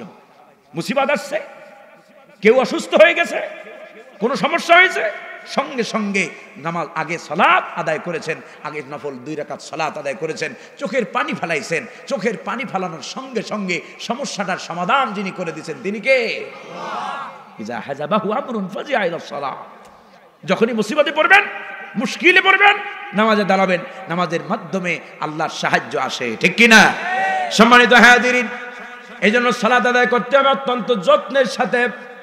সালাত আদায় করবেন, আমি তো আমার ভাষায় বলি, নামাজ পড়বেন জীবন্ত নামাজ, যেই নামাজ পড়েছেন বিশ্বনবী সাল্লাল্লাহু আলাইহি ওয়াসাল্লাম, যেই নামাজ পড়েছেন সাহাবায়ে কেরাম রিদওয়ানুল্লাহি তাআলা আলাইহিম আজমাইন, যেই নামাজ পড়েছেন, এই জাস পৃথিবীতে ইমাম আবু হানিফার নাম শোনেন আপনারা কত সম্মানের সাথে নেন, ইমাম আহমদ ইবনে হাম্বল, ইমাম শাফিঈ, ইমাম আইম্মাগণ এইভাবে সালাত আদায় করার কারণেই আরশের মালিক তাদের সম্মান বাড়ায়া দিয়েছেন, ঠিক কি না? পৃথিবীতে যত ওলি হয়েছে আল্লাহর নৈকট্য অর্জন করার জন্য নামাজ হচ্ছে সবচাইতে বেস্ট মিডিয়া। আল্লাহর করাবত, as-salatu tuqarribul 'abda ila Allah, নামাজ বান্দাকে আল্লাহর নিকটবর্তী করে দেয়, কন্না সুবহানাল্লাহ। বিশ্বনবীকে জিজ্ঞেস করা হয়েছে, রাসূলুল্লাহ ইয়া হাবিবাল্লাহ, আল্লাহ রাব্বুল আলামিনের বান্দা কখন আল্লাহ নৈকট্য অর্জন করে? আল্লাহ রাব্বুল আলামিন আয়াত নাজিল করে জানায়া দিলেন, জিবরিলকে পাঠিয়ে দিলেন। আল্লাহ বলেন ওয়াসজুদু ওয়াকতারিব, বান্দা যখন সেজদা দেয়, বান্দা তখন আমি আল্লাহর নিকটে চলে আসে। সুবহানাল্লাহ। ভাইরা আমার, নামাজ পড়বেন, সালাত আদায় করবেন, রাসূলুল্লাহর কথা, সল্লু কামা রাআইতুমুনি উসাল্লি, নামাজ পড়ো সেইভাবে যেভাবে আমাকে পড়তে দেখো। আপনারা আমার নামাজও পড়ি, অন্যায় করি, ঠিক কি না? নামাজ পড়ি, মসজিদ থেকে বের হয়ে মাশাআল্লাহ মুরব্বি ধরা একটা, তার মানে নামাজ আপনার কি ওইটা ঠিক ট্রেনিং দিছে আপনারে? ভাইরা আমার, আল্লাহ তাআলা বলেছেন সালাতের গুণাবলী, আল্লাহ রাব্বুল আলামিন সালাত আদায় করলে পরে বান্দার কি কি ফায়দা হবে তার ফায়দা বর্ণনা করতে গিয়ে দুনিয়ার ফায়দাটা কি হবে আল্লাহ তাআলা বলেন, ইন্নাস সালাতা তানহা আনিল ফাহশাই ওয়াল মুনকার, নিশ্চয়ই নামাজ মুসল্লিকে অন্যায় থেকে, পাপ থেকে, অপরাধ থেকে, ধোঁকাবাজি থেকে, মিথ্যা থেকে, সব ধরনের পাপ পঙ্কিলতা থেকে নামাজ মুসল্লিকে বাঁচায়া দেয়। নামাজ হলো ঢালের মতো, সালাত আপনি আদায় করবেন। আপনি যদি মুসল্লির মতো মুসল্লি হন, নামাজ আল্লাহ তাআলা যেইভাবে আদায় করতে বলেছেন সেইভাবে যদি আদায় করেন, তাহলে আপনার দ্বারা মিথ্যা, ধোঁকা, প্রতারণা, প্রবঞ্চনা করা আপনার দ্বারা সাজবে। কোন নামাজি ধোঁকাবাজ হতে পারে না, কোন নামাজি মিথ্যাবাদী হতে পারে না, কোন নামাজি মানুষের উপরে জুলুম করতে পারে না, ঠিক কি না? দাবি করা যায় 70 রাকাত 80 রাকাত পড়ে, ভাইরে আমার, কিন্তু বাস্তব অ্যাক্টিভিটিস, বাস্তব জীবনে আমল দেখলে তো মনে হয় আমরা বুঝি, কেউ না বুঝলেও যে কয় রাকাত পড়ে, ঠিক কি না? সম্মানিত হাজিরিন, যাই হোক, 1 নম্বর গুণাবলী, ইমানদার যদি সফলতা চায়, জান্নাতুল ফেরদাউসের মেহমান হতে চায়, তাহলে সালাত আদায় করতে হবে বিনয় এবং নম্রতার সাথে। মনে থাকবে 1 নম্বর গুণ। আল্লাহ রাব্বুল আলামিন 2 নম্বর বলেন, ওয়াল্লাযীনা হুম আনিল লাগবি মুরিদুন। 2 নম্বর আল্লাহ তাআলা বলছেন, ইমানদারদের অন্যতম কোয়ালিটি হবে, ইমানদাররা অযথা অসার গাল গল্প থেকে, অসার কাজ কথা থেকে ইমানদাররা নিজেদেরকে বাঁচায়া রাখবে। আমার ভাষা বুঝতেছেন আপনারা? কথা বোঝা যায়? সম্মানিত হাজিরিন, যেই কাজে ইমানদারদের কোনো লাভ নাই, যেই কথা বললে ইমানদারদের কোনো লাভ নাই, যেই কথা বললে সওয়াব হবে না, বিপরীত গুনাহ হবে, সেই ধরনের কথা কাজ থেকে ইমানদাররা বেঁচে থাকবে। এটা ইমানদারদের 2 নম্বর গুণ। আল্লাহ রাব্বুল আলামিন বলেন, ওয়া ইযা মাররু বিল্লাগবি মাররু কিরামা। ইমানদাররা যখন অসার গাল গল্পের কাজ দিয়া যাবে, ইমানদাররা যখন অসার কথা কাজ কর্মের নিকট দিয়া যাবে, তখন তারা তাদের নিজেদের সম্মান অনার ডেন্টি বজায় রেখে তারা চলবে। আপনি রাস্তা দিয়া যাইতেছেন, দেখতেছেন রাস্তার পাশে ক্যারাম খেলা চলতেছে, দেখছেন রাস্তার পাশে লুডু খেলা চলতেছে, রাস্তার পাশে টিভি ডেকসেট বাজতেছে। আপনি ইমান, আপনার ভিতরে ইমান যদি থাকে তাহলে আপনি টিভি দেখতে বসবেন না, ক্যারাম খেলায় দেখতে বসবেন না, আপনি লুডু খেলা দেখতে বসবেন না, তাস খেলা দেখতে আপনি বসবেন না। কারণ আল্লাহ তাআলা অসার কাজকর্ম থেকে আমাদেরকে নিষেধ করেছেন, ঠিক কিনা? এই জ্ঞান থাকতে হবে। সম্মানিত হাজিরিন, আজ আমাদের সমাজের ভিতরে এই ধরনের অসার কাজকর্ম বাড়ছে না কমছে? গ্রামগঞ্জের মহল্লার বাজারের দিকে যাইয়া কিছু কিছু দোকান আছে মাশাআল্লাহ সাজানো, দোকানওয়ালার টাকা পয়সা থাউক আর না থাউক, লম্বা একখান এত নামও জানি না 36 না 40 ইঞ্চি একখান কিনা নেয়। এরপরে যত ধরনের আজে বাজে দৃশ্য আছে সব চালু করে দেয়, আর এগুলা জনগণ দেখে আর চায়ের ভিতরে চুমুক মারে, ঠিক কিনা? রব্বে কারীম বলেন আল্লাযীনা হুম আনিল লাগবি মুরিদুন। আমার ইমানদার যারা হবে তারা এই ধরনের অসার কাজকর্ম থেকে আমার ইমানদাররা বেঁচে থাকবে।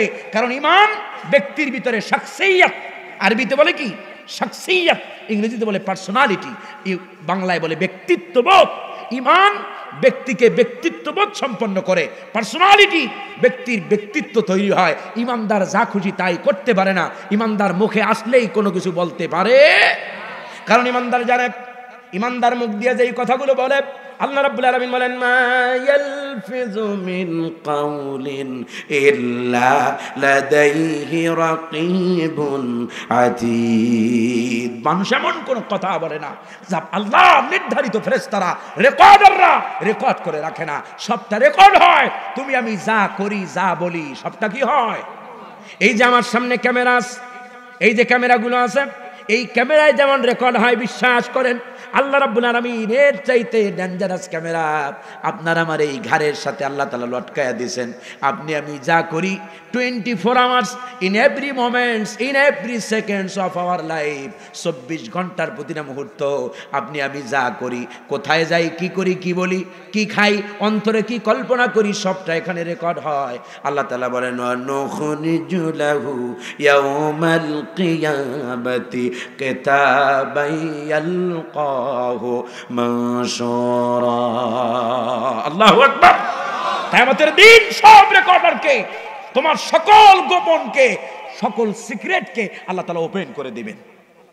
তুমি যা করবে, কি বলছো, কোথায় কি করছো, সব কিয়ামতের ময়দানে আল্লাহ ওপেন করে দিবেন। ওপেন করে দিয়ে আল্লাহ রাব্বুল আলামিন বলবেন ইকরা কিতাবাকা কাফা বিনাফসিকাল ইয়াউমা আলাইকা হাসিবা। ও গোলাম, ইকরা কিতাবাক, তুমি তোমার আমলনামা পড়ো। কাফা বিনাফসিকাল ইয়াউমা আলাইকা হাসিবা, আজ তুমি তোমার হিসাব নেওয়ার জন্য নিজেই যথেষ্ট হয়ে যাবে। এই আয়াত যুব সমাজ যারা আছেন মাহফিলে, এই আয়াতগুলো যদি মাথার ভিতরে ঢুকে যায়, তাহলে বাপ মা অগোচরে রুমের দরজা বন্ধ করে দিয়ে ফেসবুকের ভিতরে পরনারীর সাথে তোমার মেসেঞ্জারে চ্যাটিং আর ফ্যাটিং করতে মনে চাইবে। ইউটিউবের ভিতরে অন্যায় অশ্লীল দৃশ্য দেখতে তোমার মনে চাইবে না। তোমার মাথার ভিতরে যদি থাকে আমার রব আমার দেখতেছেন। وَيَعْلَمُ خَائِنَةَ الْأَعْيُنِ وَمَا تُخْفِي الصُّدُورُ। তোমরা চোখের খেয়ানত করে, দৃষ্টির খেয়ানত করে যা তাকাও, অবৈধ দৃশ্য কার দিকে তাকাইছো, ওমা তুখফি সুদূর, কলিজার মধ্যে কারে দেখা কি ভাবছো, কি কল্পনা জল্পনা করছো, কেউ জানে না, জানে কে? সুতরাং কোন ধরনের আজে বাজে কাজ করা যাবে? কাজ করার আগে আগে ভাবতে হবে যে আমার আল্লাহ আমারে দেখতেছেন। হযরত লোকমান আলাইহির রাহমা, হযরত লোকমানের শিক্ষা যদি আমরা আমাদের সন্তানদেরকে দিতে পারতাম, আমাদের সন্তানগুলো এইভাবে খারাপ হতো না। হযরত লোকমান ভাইয়ের আমার কষ্ট হতেছে আপনাদের। হযরত লোকমান কলিজার টুকরা নান্না মুন্নারে ছোটবেলায় শিখাচ্ছেন ইয়া বুনাইয়া ইন্নাহা ইন তাকু মিসকালা হাববাতিন মিন খারদালিন ফাতাকুন ফি সাখরাতিন আও ফিস সামাওয়াতি আও ফিল আরদি ইয়াতি বিহাল্লাহ ইন্নাল্লাহা লতীফুন খাবীর। আল্লাহু আকবার। হযরত লোকমান বলছেন, ইয়া বুনাইয়া, ও আমার কলিজার টুকরা সন্তান, ইন্নাহা ইন তাকু মিসকালা হাব্বা, যদি এমন কোন অপরাধ করো, এমন কোন অন্যায় করো, সেই অন্যায়ের পরিমাণ যদি হয়, মিসকালা হাব্বা মানে কি? সরিষার দানা পরিমাণ। সরিষার দানা খুব বড় হয়? খুব বড় হয়? খুবই ছোট। হযরত লোকমান বলছেন, যদি কোনো এমন অপরাধ করো যেটা মিসকালা হাববাতিন মিন খারদালিন, সরিষার দানা পরিমাণও যদি অপরাধ করো, আর সেই অপরাধ যদি করো আকাশে অথবা জমিনের গর্তে লুকাইয়া, তাও কিয়ামতের দিন ইয়াতি বিহাল্লাহ, আল্লাহ তোমার সামনে নিয়ে আসবেন। কথা বুঝতেছেন আপনারা? সরিষার দানা পরিমাণ যদি অন্যায় করো, পাপ করো, কিয়ামতের দিন আল্লাহ সেটাও তোমারে দেখাবেন, ঠিক কি না?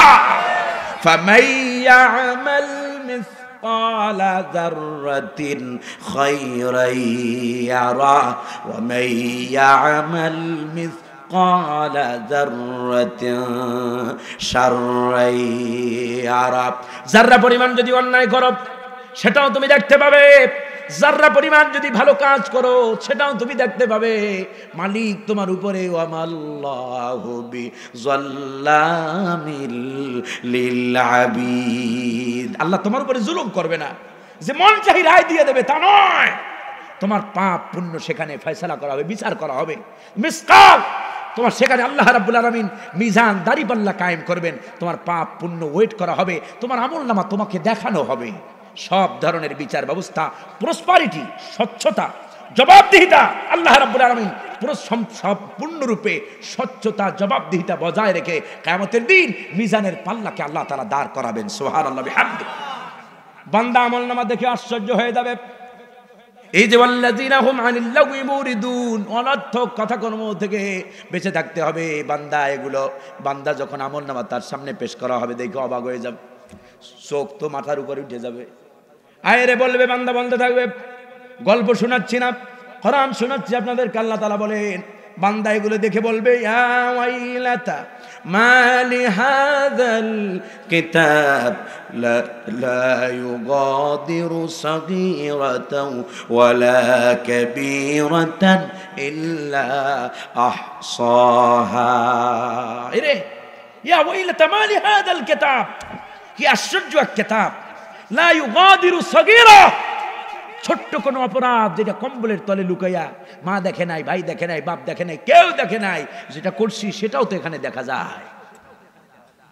যেই কাজ আজকে তোমার স্ত্রী জানুক তুমি এটা পছন্দ করো না, তোমার মা দেখুক পছন্দ করো না, ভাই দেখুক পছন্দ করো না, সেইটা কিয়ামতের ময়দানে শুধু তোমার মা বাপ ভাই বোন, তোমার সমাজ, তোমার রাষ্ট্রের লোক থাকবে না, तमाम পৃথিবীর বনি আদম সেখানে উপস্থিত থাকবে, আর সকলের সামনে তোমার আমলনামাকে ওপেন করা হবে। সেদিন লজ্জা লাগবে না? কোথায় কি করো ভাইবে চিন্তা করো, কোথায় কার সর্বনাশ করো, কোথায় কার দিকে তাকাও, কোন অন্যায় তুমি করো, আল্লাহর ভয় করো। আল্লাহর ভয়, এই কথাগুলো যদি অন্তঃকরণে জায়গা নেয় তাহলে অন্যায় করতে মন চাইবে। বান্দা দেখে আশ্চর্য হয়ে যায়, বলবে, ইয়া ওয়াইলাতা, হায় আফসোস, হায় আফসোস, মা লিহাযাল কিতাব, কি এক আশ্চর্য কিতাব। ছোটটাও বাদ নাই, বড়টাও বাদ নাই, সব তো আছে। প্রথম পর্যায়ে দেখা কবে এত আমার নামে সব চালানো হয়েছে, তো বানানো জিনিস বোঝেন নাই? কিছুদিন আগে দেখেন না, কারো ছবি ভাইরাল কিছু হইলে কয় যে এটা ছবি আমার সাথে এডিট করা হয়েছে, বলে না, ভিডিও কয় যে এডিট করে লাগানো হয়েছে। এরা বুড়ো বুড়িতে বুঝবে না, হয়তো যারা যুবক আছে তারা ভালো বুঝবে। এডিট ফেডিট করা ওই রকম একটা কিয়ামতের দিন সলসাতুরির একটা আশ্রয় নেওয়ার একটা প্ল্যান। মানুষ তো শয়তানি ওখানেও করতে চাইবে, কিন্তু ওখানে শয়তানি করার কোনো সুযোগ থাকবে? আল্লাহ জবান কন্ট্রোল করে দেবেন। আল্লাহ তাআলা বলেন, যখন এই শয়তানের আশ্রয় নিতে চাইবে, মিথ্যা ধোঁকার আশ্রয় যখন নিতে চাইবে, نختم على أفواههم وتكلمنا أيديهم وتشهد أرجلهم بما كانوا يكسبون তোমার জবানকে বন্ধ করে দেওয়া হবে ونختم على أفواههم وتكلمنا أيديهم তাদের হাত আমি আল্লাহর সাথে কথা বলবে وتكلمنا মুকালামা পরস্পর আল্লাহ তাআলা বলেন তাদের হাত আমার সাথে কথোপকথন করবে কথা বলবে ওয়া তাশহাদু আরজুলুহুম তাদের পা তাদের বিপক্ষে আমি আল্লাহর কাছে সাক্ষী দেবে মাথায় ধরে এগুলো আল্লাহ তাআলা বলছেন তাদের হাত আমার সাথে কথা বলবে হাতের জবান আল্লাহ খুলে দিবেন আঙ্গুল দিয়া হাত দিয়া কোথায় কি করছো কোন পাপ করছো হাত একটা একটা করে বয়ান করে দেবে ওয়া তাশহাদু আরজুলুহুম কার পিছনে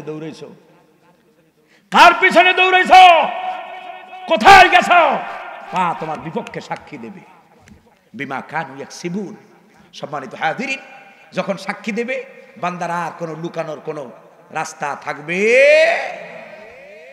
এই চোখ যেই চোখ আল্লাহ দিলেন এত নিয়ামত রাজি দেখলা এই চোখ তোমার বিপক্ষে সাক্ষী দেবে এই কান আল্লাহ দিছেন বলে গান বাজনা শুননা কান শেষ করা যাবে কান আল্লাহর কাছে তোমার বিপক্ষে সাক্ষী দেবে এগুলো কি আমি আপনাদেরকে গল্প শোনাই আল্লাহ তাআলা বলেন ইন্নাস সামআ ওয়াল বাসারা ওয়াল ফুআদা কুল্লু উলাইকা কানা আনহু মাসউলা ও গোলাম ইন্নাস সামআ ওয়াল বাসার নিশ্চয়ই তোমার শ্রবণ শক্তি ওয়াল বাসার তোমার দৃষ্টি শক্তি ওয়াল ফুআদ তোমার অন্তঃকরণ সম্পর্কে অন্তঃকরণ কুল্লু উলাইকা কানা আনহু মাসউলা তোমার ব্যাপারে জিজ্ঞাসাবাদ করা হবে তোমার এগুলোকে এই চোখ তোমার বিপক্ষে সাক্ষী দেবে এমন কি কোরআনে আসছে ওয়াজুলুদুহুম তোমাদের শরীরের চামড়া পর্যন্ত যেই চামড়াটারে তুমি এত কিছু দিয়া সোনো পাউডার লিপস্টিক কত কিছু দিয়া তোমার চামড়াটারে শীতের রুক্ষতা থেকে বাঁচানোর জন্য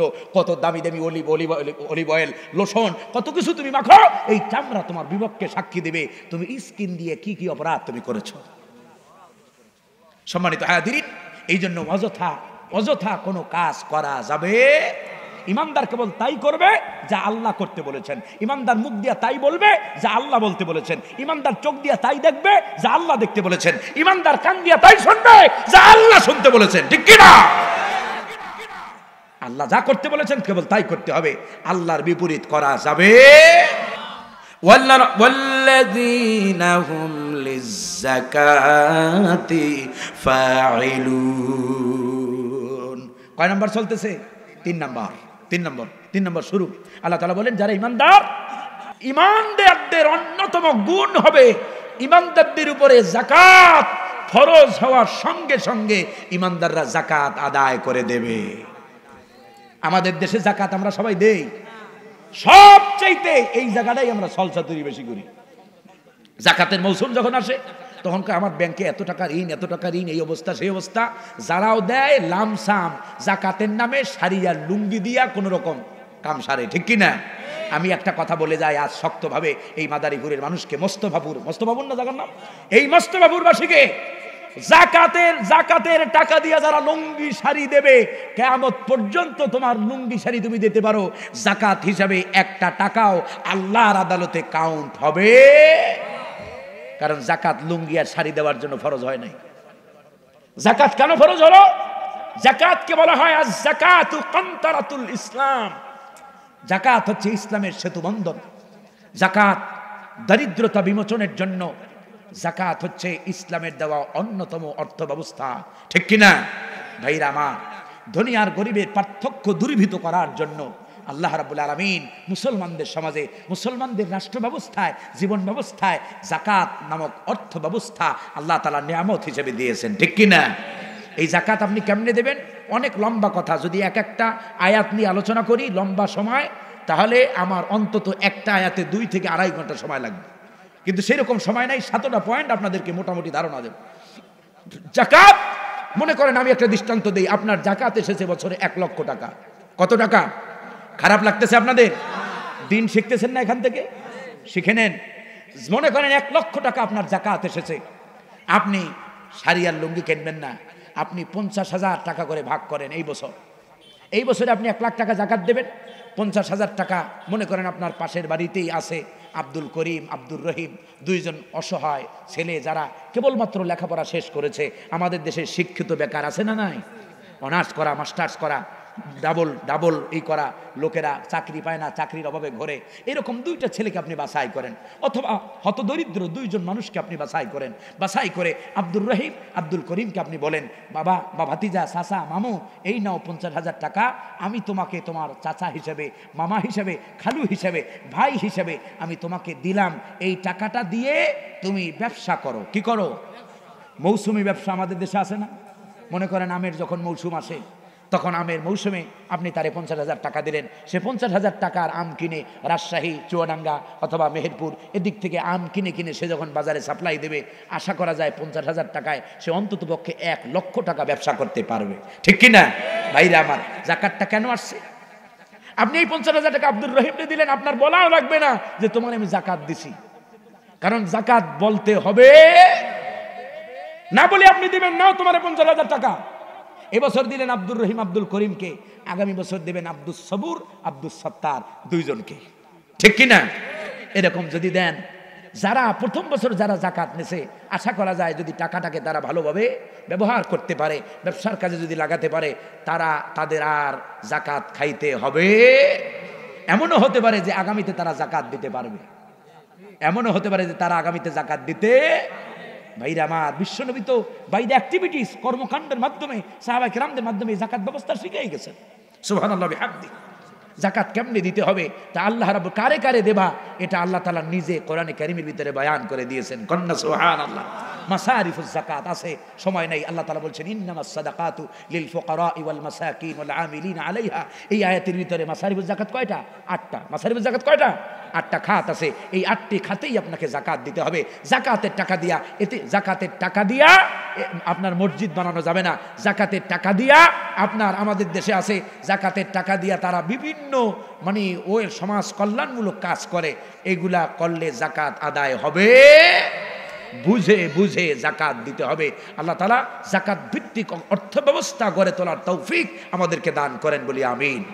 এই জন্য ইমানদাররা যদি রাষ্ট্র ক্ষমতায় যায়, আল্লাহ তাআলা বলছেন আল্লাযীনা ইম্মাক্কান্নাহুম ফিল আরদ আকামুস সালাহ। আল্লাহ তাআলা বলেন ইমানদাররা রাষ্ট্র ক্ষমতায় গেলে 1 নম্বরে তারা নামাজ কায়েম করবে। কারণ নামাজ যদি কায়েম হয়ে যায়, তাহলে সমাজের মধ্যে, রাষ্ট্রের মধ্যে অন্যায় থাকবে না, সমাজের মধ্যে ইফটিজিং থাকবে না, ধর্ষণ থাকবে না, এগুলো ঘুষ থাকবে না, সুদ থাকবে না, দুর্নীতি থাকবে না, রাহাজানি থাকবে না। কারণ নামাজ সকল মুসল্লিকে সকল পাপ থেকে বাঁচানোর অন্যতম মাধ্যম। কন্না সুবহানাল্লাহ।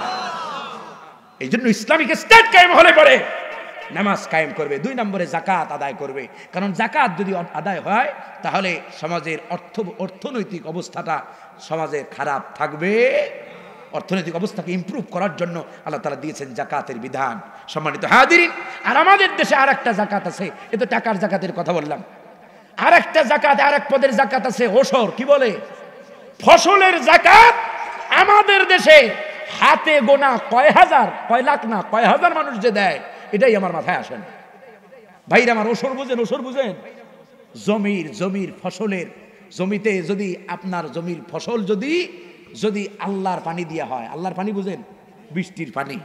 বৃষ্টির পানি দিয়ে যদি হয়, অসরণ মানে কি? 1/10 আপনাকে যদি আপনার আল্লাহর পানি দিয়ে যদি জাকাত এই হয়, আপনার ফসল হয়, তাহলে আপনাকে ওসর আদায় করতে। সম্মানিত হাজিরিন, ওসরের ব্যাপারে, এই জন্য ওসরের ব্যাপারে আমাদের জ্ঞানই নাই। ওসরের ব্যাপারে জ্ঞান অর্জন করবেন। আল্লাহ তাআলা আমাদেরকে জাকাত আদায় করে কমপ্লিট পরিপূর্ণ ইমানদার হওয়ার তৌফিক দান করেন বলি আমিন। ফসলের জাকাত যারা দেবেন না, ফসলের জাকাত না দিয়া জনমের মতো খাইবেন, খাওয়াটা হালাল হবে। যদি কারো উপরে জাকাত ধার্য হওয়ার পরে কেউ যদি জাকাত না দেয়, জাকাতের ব্যাপারে সর্বশেষ কথা হলো আল্লাহ তাআলা নিজে তাদেরকে কি শাস্তি দেবেন তা এই কোরআনে আল্লাহ তাআলা নিজে বয়ান করেছেন। কন্না সুবহানাল্লাহ। আল্লাহ তাআলা বলেন আল্লাযীনা ইয়াকনিজুনাজ যাহাবা ওয়াল ফিদ্দাতা ওয়া লা ইউনফিকুনাহা ফি সাবিলিল্লাহি ফাবাশশিরহুম বিআযাবিন আলীম। যারা স্বর্ণ আর রৌপ্য জমা করে, যারা স্বর্ণ রৌপ্য কি করে? জমা করে। ওয়ালা ইউনফিকুনাহা ফি সাবিলিল্লাহ, এর তরজমা হলো আই লাম ইউদ্দি যাকাতাহু, তার যাকাত আদায় করে। আল্লাহ তাআলা বলছেন ফাবাশশিরহুম বিআযাবিন আলীম, নবী গো এদেরকে যন্ত্রণাদায়ক শাস্তির শুভ সংবাদ দিন। শাস্তির কি হয়? শাস্তির হয় দুঃসংবাদ, কিন্তু আল্লাহ বললেন কি? শুভ সংবাদ। কেন বললেন? এটা আমি বোঝানোর জন্য আমি বলি এইভাবে। মনে করেন আপনি মাহফিলে আসছেন, আপনার বাসায় আপনার বাচ্চা আছে। এখন আপনার বাসায় বাচ্চা আপনার স্ত্রীকে খুব ডিস্টার্ব করতেছে বা জ্বালাইতেছে, আছে না? সন্তানরা মারে জ্বালায়। তো আপনার ওয়াইফ রাগান্বিত হয়ে বাচ্চাকে বলতেছে তোর বাপ এবার আসুক, এমনভাবে এমন তোর বাপের কাছে বিচার দিব, এমনভাবে পিট্টি দেবে, পিট্টি দিলে মজাটা টের পাবে। আচ্ছা, পিট্টি দিলে কি মজা লাগে? তার মানে হলো ডিপেন্ডস অফ পানিশমেন্ট, মানে শাস্তির তীব্রতা বোঝানোর জন্য এই শব্দটা ব্যবহার করা হয়। আল্লাহ তাআলা কোরআনে কারীমের ভিতরে মানুষের জন্য উপযুক্ত শব্দ আল্লাহ তাআলা কোরআনে চয়ন করেছেন। কন্যা সুবহানাল্লাহ। এই জন্য কোরআনের ভাব, ভাষা, লালিত্য, এর মাধুর্যতা এত সুন্দর। আপনি যদি কোরআন না পড়েন, কোরআন না বুঝেন, আপনারে যদি আমি টাঙ্গাইলের চমচমের রস এখন যদি করি, কুমিল্লার রসমালাই রস যদি আমি আপনারে করি, এরপরে ওয়াজ কইরা আপনারে যা বুঝানো যাইবে তার চাইতে বেশি ভালো বুঝানো যাইবে যদি আপনার মুখে দিয়েও দেওয়া যায়, ঠিক কি না ভাইরা আমার? তো কোরআন পড়েন, কোরআন বুঝেন, তাহলে বুঝবেন আল্লাহ রাব্বুল আলামিন এই কোরআনে কারীমের ভিতরে কি দামি সম্পদ আপনার আমার জন্য রেখেছেন। তো যারা যাকাত দেবে না, আল্লাহ বলছেন ফাবাশশিরহুম বিআযাবিন আলীম, নবী হে যন্ত্রণাদায়ক শাস্তির শুভ সংবাদ দেন। শাস্তির গভীরতা বোঝানোর জন্য ফাবাশশির বলা হয়েছে। শাস্তিটা কি হবে? রব্বে কারীম বলেন ইয়াউমা ইউহমা আলাইহা ফি নারি জাহান্নামা فتقوى بها جباههم وجنوبهم وظهورهم। যেই যাকাত, যেই সম্পদের যাকাত তুমি দেনা না, স্বর্ণরৌপ্য পঞ্জীভূত করে রাখলে, টাকা ব্যাংকে জমা করে রাখলে, যাকাত দিলে না, কিয়ামতের দিন ওই সম্পদকে জাহান্নামের আগুনের ভিতরে আল্লাহ তাআলা উত্তপ্ত করবেন। জাহান্নামের আগুনে উত্তপ্ত করে আল্লাহ রাব্বুল আলামিন কপালের ভিতরে, পিঠের ভিতরে, পার্শ্বদেহে আল্লাহ তাআলা ছাকা দেবেন আর বলবেন হাযা মা কানাসতুম লিআনফুসিকুম, গোলাম রে এটা হলো তোর সেই সম্পদ যা তুমি নিজে পুঞ্জীভূত করে রেখেছিলে, যাকাত দাও নাই। এই জন্য ইমানদারদের 3 নম্বর গুণ আল্লাহ তাআলা বয়ান করতে গিয়ে আল্লাহ তাআলা বলছেন ওয়াল্লাযীনা হুম লিযাকাতি ফাইলুন, আমার ইমানদার যারা হবে তারা যাকাত আদায় করে দেবে। কন্যা সুবহানাল্লাহ। সম্মানিত হাজিরিন, 4 নম্বরে খুব মনোযোগ দিয়া আমার যুবক ভাইরা খুব মনোযোগ দিয়া শোনো। আল্লাহ তাআলা বলেন ওয়াল্লাযীনা হুম লিফুরুজিহিম হাফিজুন। 4 নম্বর কোয়ালিটি ইমানদারদের, কোয়ালিটি নম্বর 4, ইমানদারদের অন্যতম গুণাবলী হবে ইমানদাররা তাদের ইজ্জত, আবরু, লজ্জাস্থানকে হেফাজত করবে। কন্যা সুবহানাল্লাহ। জিনা, ব্যভিচারের কাছেও ইমানদাররা যাবে। আল্লাহ তাআলা বলেন লা তাকরাবুজ জিনা ইন্নাহু কানা ফাহিশাতাও ওয়া সাআ সাবিলা। ও গোলাম, জিনার নিকটবর্তী হয় না। লা তাকরাবুজ জিনা ইন্নাহু কানা ফাহিশাতান, নিশ্চয়ই জিনা হলো অশ্লীলতা, এটা অশ্লীলতা, পাপ। ওয়া সাআ সাবিলা, এবং নিকৃষ্ট পন্থা। বৈধ পন্থা তো আল্লাহ দেখাই দিয়েছেন, বৈধ পন্থা হলো বিয়া। জিনা থেকে বাঁচার বৈধ পন্থার নাম কি? আজকে আমাদের দেশে বিবাহকে কঠিন করা হয়েছে, আমাদের দেশে জিনাকে সহজ করা হয়, আমাদের দেশে বিবাহকে কঠিন করা হয়েছে নানান সিস্টেমে, নানান মাধ্যমে, যে কোনো কারণে বিবাহকে আমাদের দেশে একেবারে কঠিন, আর জিনা একেবারে সস্তা, ঠিক কিনা? বিয়ে করতে গেলে কত কিছু লাগে ভাইরা আমার। ওই মাওলানা সাহেব বলছে বিয়ে করতে গেলে 10 লাখ টাকা। 10 লাখ টাকা না, ছেলে চাকরি করে কিনা, কি আছে, বাপের কি আছে। এই ছেলেটা যখন যদি জেনা করতে চায় তাহলে জেনা করতে বেশি কিছু লাগে ভাইরা আমার। আল্লাহ রাব্বুল ইজ্জাত ওয়াল জালাল বিশ্বনবী সাল্লাল্লাহু আলাইহি ওয়াসাল্লাম আমাদের দেশের যুবকদের উদ্দেশ্যে বলছি, লম্বা কথা বলার দরকার ছিল, সময় স্বল্পতা, এবং আপনারাও বিরক্তি মানে ভাব এসে গেছে আপনাদের মধ্যে। আর বেশি সময় নেব না, মাত্র 4 নম্বরটা চলতেছে, আর বাকি আছে কয়টা? 3টা, মাত্র 3টা বাকি আছে। একটু ধৈর্য ধরে বসেন, আল্লাহর কোরআন শোনেন। ভাইরা আমার, জিনা ব্যভিচার থেকে বাঁচার জন্য যুব সমাজের জন্য উত্তম রাস্তা আল্লাহ তাআলা দেখায় দিলেন, সেটার নাম কি? বিবাহ। বিবাহ সম্মানিত হাজিরিন, এই জন্য বিবাহকে কঠিন করা যাবে। কয় হুজুর ছেলের বয়স 30 বছর পাড়ায় যায়। কয় হুজুর ছেলে মাত্র মাস্টার্সে পড়ে, চাকরি বাদা হোক, একটু এস্টাবলিশ হোক, তারপরে নিজের পায়ে দাঁড়াক।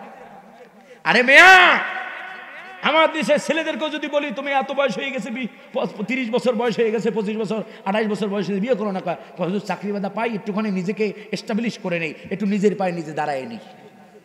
আরে বেটা, তুমি এস্টাবলিশ, বিয়ের আগে কেউ এস্টাবলিশ হইতে পারে না, নজির দেখাইতে পারবা না। বিয়ের পরে আল্লাহ তাআলা বরকত রাখছেন। আল্লাহ তাআলা বলছেন ইয়াকুনু ফুকারা, যদি ফকিরের গোষ্ঠী হয় আমি আল্লাহ আমার ফজল দিয়া ইউগনিহুমুল্লাহ, আমি আল্লাহ তোদের ধনী বানাই দেব। বিয়ার কি বরকত, এটা একটু না বললি নয়। আমি আমার বাস্তব ঘটনা আমি বলি ইবরাতের জন্য, শিক্ষার জন্য। আমি যখন বিয়ে করি তখন আমার ইনকাম ছিল মাত্র 2-3 হাজার টাকা। ওই যে ছাত্র পড়াতাম, টিউশনি করতাম, তো সেখান থেকে যেটা হইলো, তো ভাগ্যক্রমে আমার শাশুড়ি, আমার শ্বশুররা, তারা কি দেখা ছাত্র ভালো নাকি এই সমস্ত দেখা খোঁজ খবর নিয়ে তাদের মেয়েটা দিল আমার। যেই মাসে বিয়ে করলাম, তো তাদের একটা প্ল্যান ছিল, তখন আমিও ছাত্র মানুষ, লেখাপড়া পরিপূর্ণ শেষ হয় নাই, শেষের দিকে। তো তারা চিন্তা করলো যে ঠিক আছে, তুমি তোমার জায়গায় লেখাপড়া করো, আর মেয়ে আমাদের কাছে লেখাপড়া করুক, আমাদের সাথে থাকবে, লেখাপড়া করবে। জাস্ট তারাও দিনদার মানুষ, তাদের টেনশন হলো যে জমানায় আসছে, এই জমানায় ছেলে মেয়ের অবৈধ সম্পর্ক, প্রেম প্রীতি, মোবাইলের কথা, এগুলো চলে না। অন্তত এইটা বাঁচানোর জন্য আমারও মনে মনে টার্গেট ছিল, এরকম যদি হয়ে যায় তো আলহামদুলিল্লাহ। তো বিয়ে করলাম যেই মাসে, তখন ইনকাম ছিল মাত্র 2-3 হাজার টাকা। যেই মাসে বিয়ে করলাম, পরের মাসে তো টেনশন মাথায় আসছে যে এখন তো পেট একটা না, তো খাবার দেওয়া লাগবে না, কিন্তু অন্তত সোনো পাউডার লিপস্টিক তো আমার কাছে চাইবে। আল্লাহ তাআলার কাছে চাইলাম, আল্লাহ তাআলা 2 হাত ভরে দিয়ে দিলেন, সুবহানাল্লাহ। ভাইরা আমার, যাই হোক, আল্লাহ তাআলা এমন দেওয়া দিলেন, আল্লাহ রাব্বুল আলামিন অসংখ্য বরকত, অসংখ্য নিয়ামত দিয়ে আল্লাহ তাআলা ধন্য করলেন আল্লাহর এই গোলামকে। ও যুবক, তোমাদেরকে বলি, এইভাবে বিয়ের আগে তুমি এস্টাবলিশ হইতে পারবা না। আল্লাহর রাস্তায় বাপেরে বলো, আর বাপদেরকে বলবো, যারা বয়স্ক বাপ যারা আছেন, নিজেদের দায়িত্বে নিজ জিম্মায় নিজের টাকা দিয়া বউরে কিছুদিন পালেন, সন্তানরে বিয়ে করাই দেন, সন্তান ঘরে পুত্রবধূ নিয়ে আসেন, এর দ্বারা আপনার সন্তান জেনা থেকে বাঁচবে। বর্তমান যে পরিবেশ পরিস্থিতি, তা কিয়ামতের ময়দানে সন্তান যদি অপরাধ করে, আপনি আপনার সন্তানকে বিবাহ উপযুক্ত সন্তান, ছেলেকে মেয়েকে বিয়ে দিলেন না, এই সন্তান ছেলে মেয়ে অপরাধ করলো, আপনার রাসূলুল্লাহ বলছেন হাদিসে কুদসি, কাতাবাত ফিত তাওরাত, তাওরাতের ভিতরে একটা কথা লেখা ছিল, হযরত মুসা আলাইহিস সালামের জীবন ব্যবস্থার মধ্যে এই কথা লেখা ছিল, যদি কোনো মেয়ে মানুষের বয়স 12 বছরে পৌঁছে যায়, ফালাম ইয়াতাযাওয়াজ আবাহু, এরপরে তার বাপ যদি তার বিয়ে না দেয়, এরপরে যদি এই সন্তান যদি কোনো অন্যায় করে, পাপ করে, জিনার সাথে জড়িত হয়, ফাআসাবা ইলা আবিহি, তাহলে এই পাপের অংশ তার বাপের আমলনামায় যাবে। কথা বুঝতেছেন সম্মানিত হাজিরিন? আল্লাহ তাআলা যুবক ভাইদেরকে ওই জন্য অনুরোধ করব, জীবন যৌবনটাকে আর নষ্ট করো না। লেখাপড়া করো, বেশি কিছু লাগবে না, অনেক সম্পদ দরকার নাই, মোটামুটি চলা যায় এরকম একটা পেশা অবলম্বন করো। কিয়ামত বেশি দূরে নয়, কিয়ামত খুব সন্নিকটে। জেনা ব্যভিচার আমাদের সমাজে ছায়া গেছে। এই যে ভূমিকম্প, টর্নেডো, খরা, জলোচ্ছ্বাস আমাদের দিকে যখন আসে, তখন বন্যা যখন শুরু হয়, দেখো না সব ভাসায় নিয়ে যায়। কেন আসে, কেন ওই গজব আসে তা জানো? যেই দেশে জেনা ব্যভিচার বেড়ে যায়, কন্ট্রোলহীন হয়ে যায়, সেই দেশের উপরে আল্লাহ তাআলা মালিক অসন্তুষ্ট হয়ে নানান ধরনের আসমানি গজব দিয়ে দেন। ভূমিকম্প হয়, জলোচ্ছ্বাস হয়, টর্নেডো হয়, খরা দেখা দেয়, বৃষ্টি হয় না, ফসল হয় না, ফসল পুড়ে যায়, ঠিক কিনা? এই আযাব গজব থেকে বাঁচানোর জন্য জেনা থেকে, ও যুবক, তোমার পায়ে ধরি, হাতে ধরি, আল্লাহর রাস্তে, এই যে একখানা আছে মোবাইল আমাদের হাতে, সবার হাতে আছে, এখন আর জেনা করতে পুরুষ আর নারীর দরকার হয় না, এখন জেনা চলে গেছে আঙ্গুলের ডগায়, ঠিক কিনা? আল্লাহর রাস্তে বেঁচে থাকো, প্রতিটি অপরাধ থেকে বেঁচে থাকো, কিয়ামতের দিন যদি আল্লাহর জান্নাতের মেহমান হতে চাও।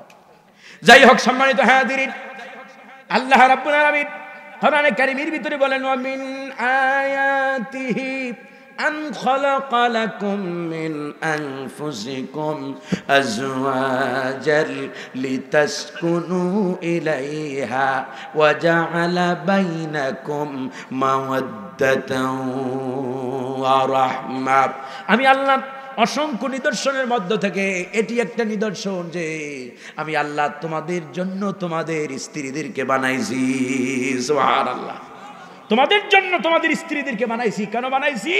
লিতাসকুনু ইলাইহা, বউর কাছে যায় যেন শান্তি পাও। সুবহানাল্লাহ। স্ত্রীর কাছে যায় যেন কি পাও? শান্তি পাও। ভাইরা আমার, স্ত্রীর কাছে যে শান্তি সেটা তো এখন গল্প কিস্সা কাহিনী ছাড়া আর কিছু না। এখন শান্তির কাম 13টা বাজাই দিয়েছে মোবাইল, সিনেমা, নোবেল, নাটকে, ঠিক কি না? আগেরকার সময় এখানে অনেক মুরব্বীরা আছেন, আগেরকার সময় মানুষের অনেক টাকা পয়সা ছিল না, মানুষ খুব গরিব ছিল, অনেক দামি দামি খাবার তারা খাইতে পারতো না। সারাদিন স্বামীরা খেতে খামারে কাজ করতো। দৃষ্টান্ত দিতেছি, কাজ করার পরে সন্ধ্যায় যখন বেচারা যখন বাড়িতে ফিরত, স্ত্রী সারাদিন স্ত্রী যতটুকু পারছে ওই ভাত্ত শাক, অমুক শাক, তমুক শাক, ভাত্ত শাক চেনেননি আপনারা? যাই হোক, আমি তো বরিশালেরই মানুষ, তো এই যে এই শাক, আলু শাক, কচু শাক, লাউ শাক, এগুলো একটুখানি জোগাড় করে কোনো রকম রান্না করে রাখছে।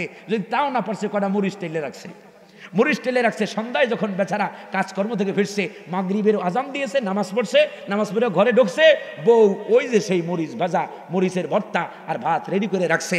তখন বৈদ্যুতিক বাল্ব ছিল না, বৈদ্যুতিক ফ্যান ছিল না, এসি ছিল না, কিচ্ছু ছিল না। স্ত্রী পাশে বৈশা স্বামীরে বাতাস দিছে আর বলছে, খাও খাও, আর একটু খাও, তুমি সারাদিন বড্ড পরিশ্রম করেছো, কষ্ট করেছো, ঠিক কিনা? এই মহব্বত এখন আর আছে? এখন আর আছে? এখন আকর্ষণ বিকর্ষণে পয়দা হয়ে বিকর্ষণের সৃষ্টি হয়েছে। সম্মানিত হাজিরিন, ভালোবাসা স্বামীর মধ্যে স্ত্রীর জন্য ভালোবাসা নাই, স্ত্রীর জন্য স্বামীর ভালোবাসা নাই। স্ত্রী স্বামীরে ভালো লাগে না, সারাক্ষণ মোবাইলে দেখে পরপুরুষ, এই সেই দেখতে দেখতে দেখতে দেখতে বিয়ে কয়েকদিন থেকে এরপরে স্ত্রী প্রেম করে বাহিরে আর একজনের লগে, যাকে বাংলায় পরক্রিয়া বলে। কি বলে? পরক্রিয়া। বাড়ছে না কমছে? বাড়ছে না কমছে? মোবাইল যত দামি দামি মোবাইল বউর হাতে ধরায় দেবেন, তো কয়দিন পরে দেখবেন বউ আপনার আর থাকবে না, আর একজনের হয়ে যাবে। মহিলাদের ওয়াশরুমের ব্যবস্থা আছে নাকি? সর্বনাশ, কবে খাইছি ভাইরা আমার। তো যাই হোক, হাসির খোরাক দেই নাই, বুঝাতে চাইলাম আমাদের সমাজ ব্যবস্থাটাকে ধ্বংস করার জন্য ইহুদিরা, খ্রিস্টানরা আমাদের উপরে চেপে বসেছে, ঠিক কিনা? এই যে আমেরিকান একজন প্রবাসী আমার ডান পাশে দাঁড়ানো আছে, জিগান্ত আমেরিকাতে এত অ্যাভেলেবেল এইরকম মোবাইল কেউ চালায়নি ছাগলের মতো, আমরা যেভাবে চালাই। এইভাবে রিক্সাওয়ালা, ঠেলাওয়ালা, কুলি, মজুর সারাদিন কষ্ট করে, পরিশ্রম করে, এরপরেও মাশাআল্লাহ সন্তানের হাতে, ছেলে পড়ে মাত্র 8 9, সন্তানের হাতে সন্তানের আবদার, এবার যদি আমি 8 পাস যদি করি তাহলে আমারে কিন্তু অমুক ফোন দিতে হবে, ঠিক কিনা? আর বেচারা যত কষ্ট হোক না কেন মোবাইল একখান ধরাই দেয়। আমি বলি, তুমি মোবাইল ধরাইলে না, তোমার সন্তানটার হাতে জাহান্নামের টিকিট নিজে কিনা সন্তানটার হাতে ধরাই দিছো। আল্লাহ তাআলা আমাদেরকে হেফাজত করুক, বলি আমিন। সম্মানিত হাজিরিন, পাপ থেকে, অন্যায় থেকে দূরে থাকার অন্যতম এই অন্যায় থেকে দূরে থাকবেন কেমনে? মোবাইল তবে গুড সাইড, ব্যাড সাইড, বদ টুগেদার। ভালো দিকও আছে, খারাপ দিকও আছে, কিন্তু মানুষ ম্যাল প্র্যাকটিস অফ পাওয়ার, মানুষ অপব্যবহার করে। এটার কি করে? অপব্যবহার করে। এইটার অপব্যবহারের কারণেই আজকে এই দুর্দশা। যুবকদের চেহারার দিকে তাকাইলে মনে হয় না মুসলমানের সন্তান। যুবকদের চেহারার ভিতরে নূর নাই, জ্যোতি নাই, আলো নাই, নামাজ পড়ে না, রাত 12টা, 1টা, 2টা, 3টা পর্যন্ত মোবাইল টেপে গেমস খেলে, নারী মেয়েদের সাথে ফেসবুকে, ইমুতে, মেসেঞ্জারে নানানভাবে তারা কথা বলে, এরপরে বলে বলে সময়টা নষ্ট করে, ফজরের সময় ঘুমায়। আর বাপ বেচারা সকালবেলা লম্বা একখান তসবি হাতে নিয়া, যায় নামাজ একখান নিয়া এরপরে মসজিদে যায়। যুবক ছেলেটা বাসার মধ্যে কি করে? নাক টেনে টেনে ঘুমায়।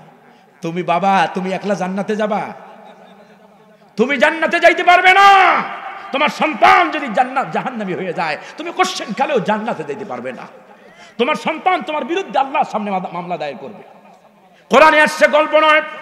আল্লাহ তাআলা বলেন, وقال الذين كفروا ربنا أرنا الذين أضلانا من الجن والإنس نجعلهما تحت أقدامنا ليكونا من الأسفلين الله أكبر সন্তান মামলা দায়ের করবে, বলবে রব্বানা আরিনাল্লাযাইনি আদাল্লানা মিনাল জিন্নি ওয়াল ইনস, আয় রব জিন আর ইনসানের মধ্য থেকে যারা আমাদেরকে গোমরাহ করেছে, আমার বাপ দেখেছে আমি অন্যায় করেছি, রাত জেগে জেগে মোবাইল টিপেছি, কিচ্ছু বলে নাই, ফজরের নামাজে নিজে চলে গেছে, আমারে জাগায় নাই, আজকে তাদেরকে আইনে দাও। বলবে আনলে করবে কি? বলবে না জাআলহুমা তাহতা আকদামিনা, আজকে এদেরকে লাথাইতে লাথাইতে পায়ের তলে ফিসাইতে ফিসাইতে এদেরকে আগে জাহান্নামে ফেলায়া তারপরে আমরা জাহান্নামে যাব।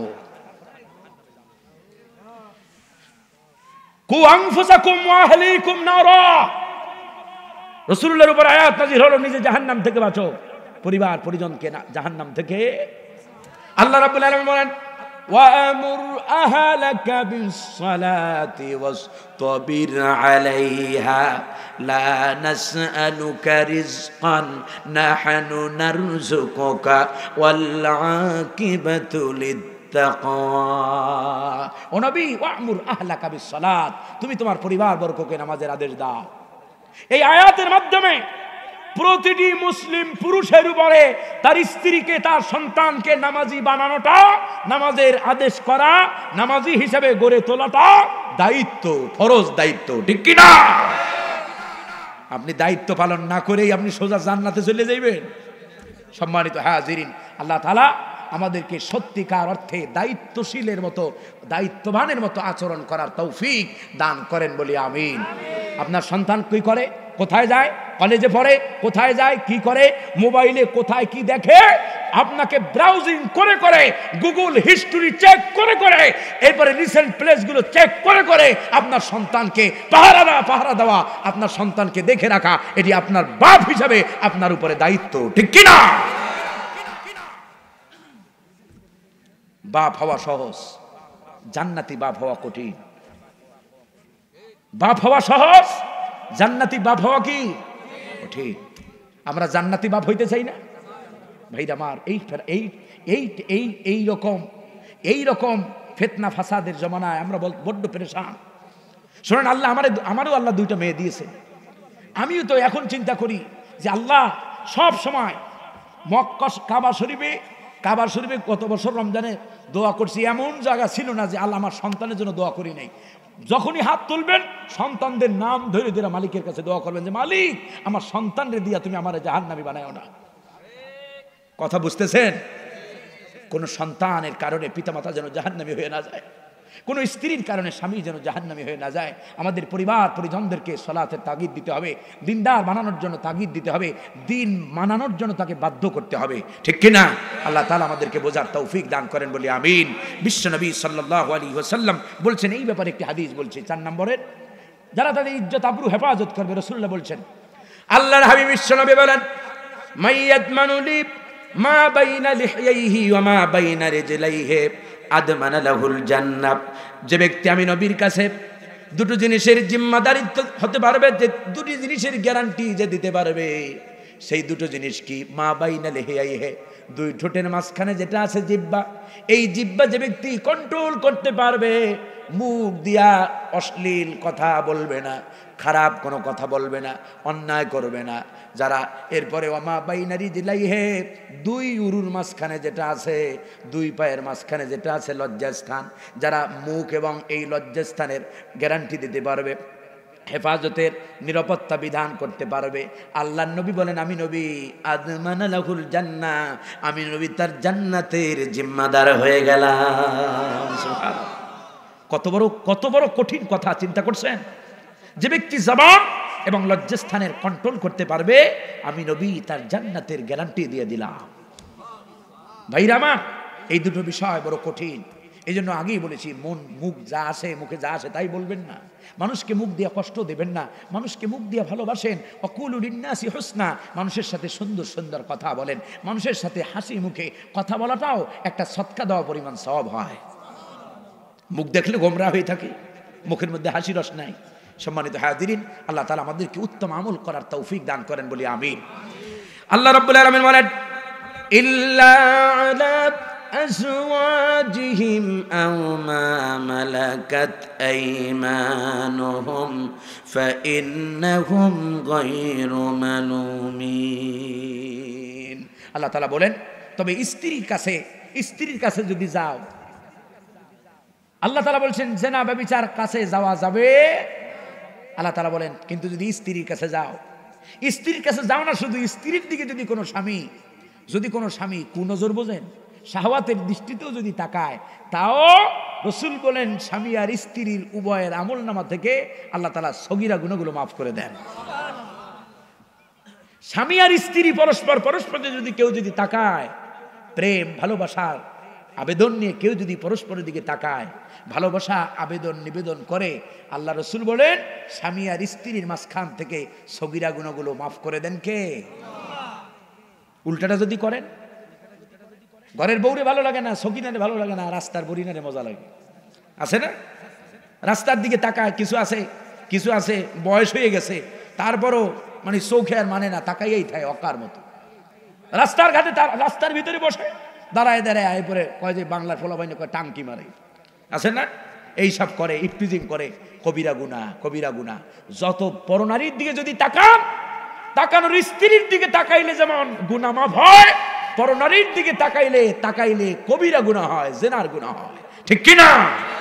পরনারীর দিকে তাকানো যাবে, নিষেধ করেছেন কে? কুল্লিল মুমিনিনা ইয়াগুদ্দু মিন আবসারিহিম ওয়া ইয়াহফাযু ফুরুজাহুম।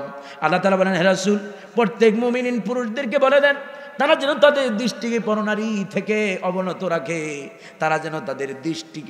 রাখে, সম্মানিত হাজিরিন, এই জন্য গদ্দুল বাসার এটা অন্যতম একটি আমল।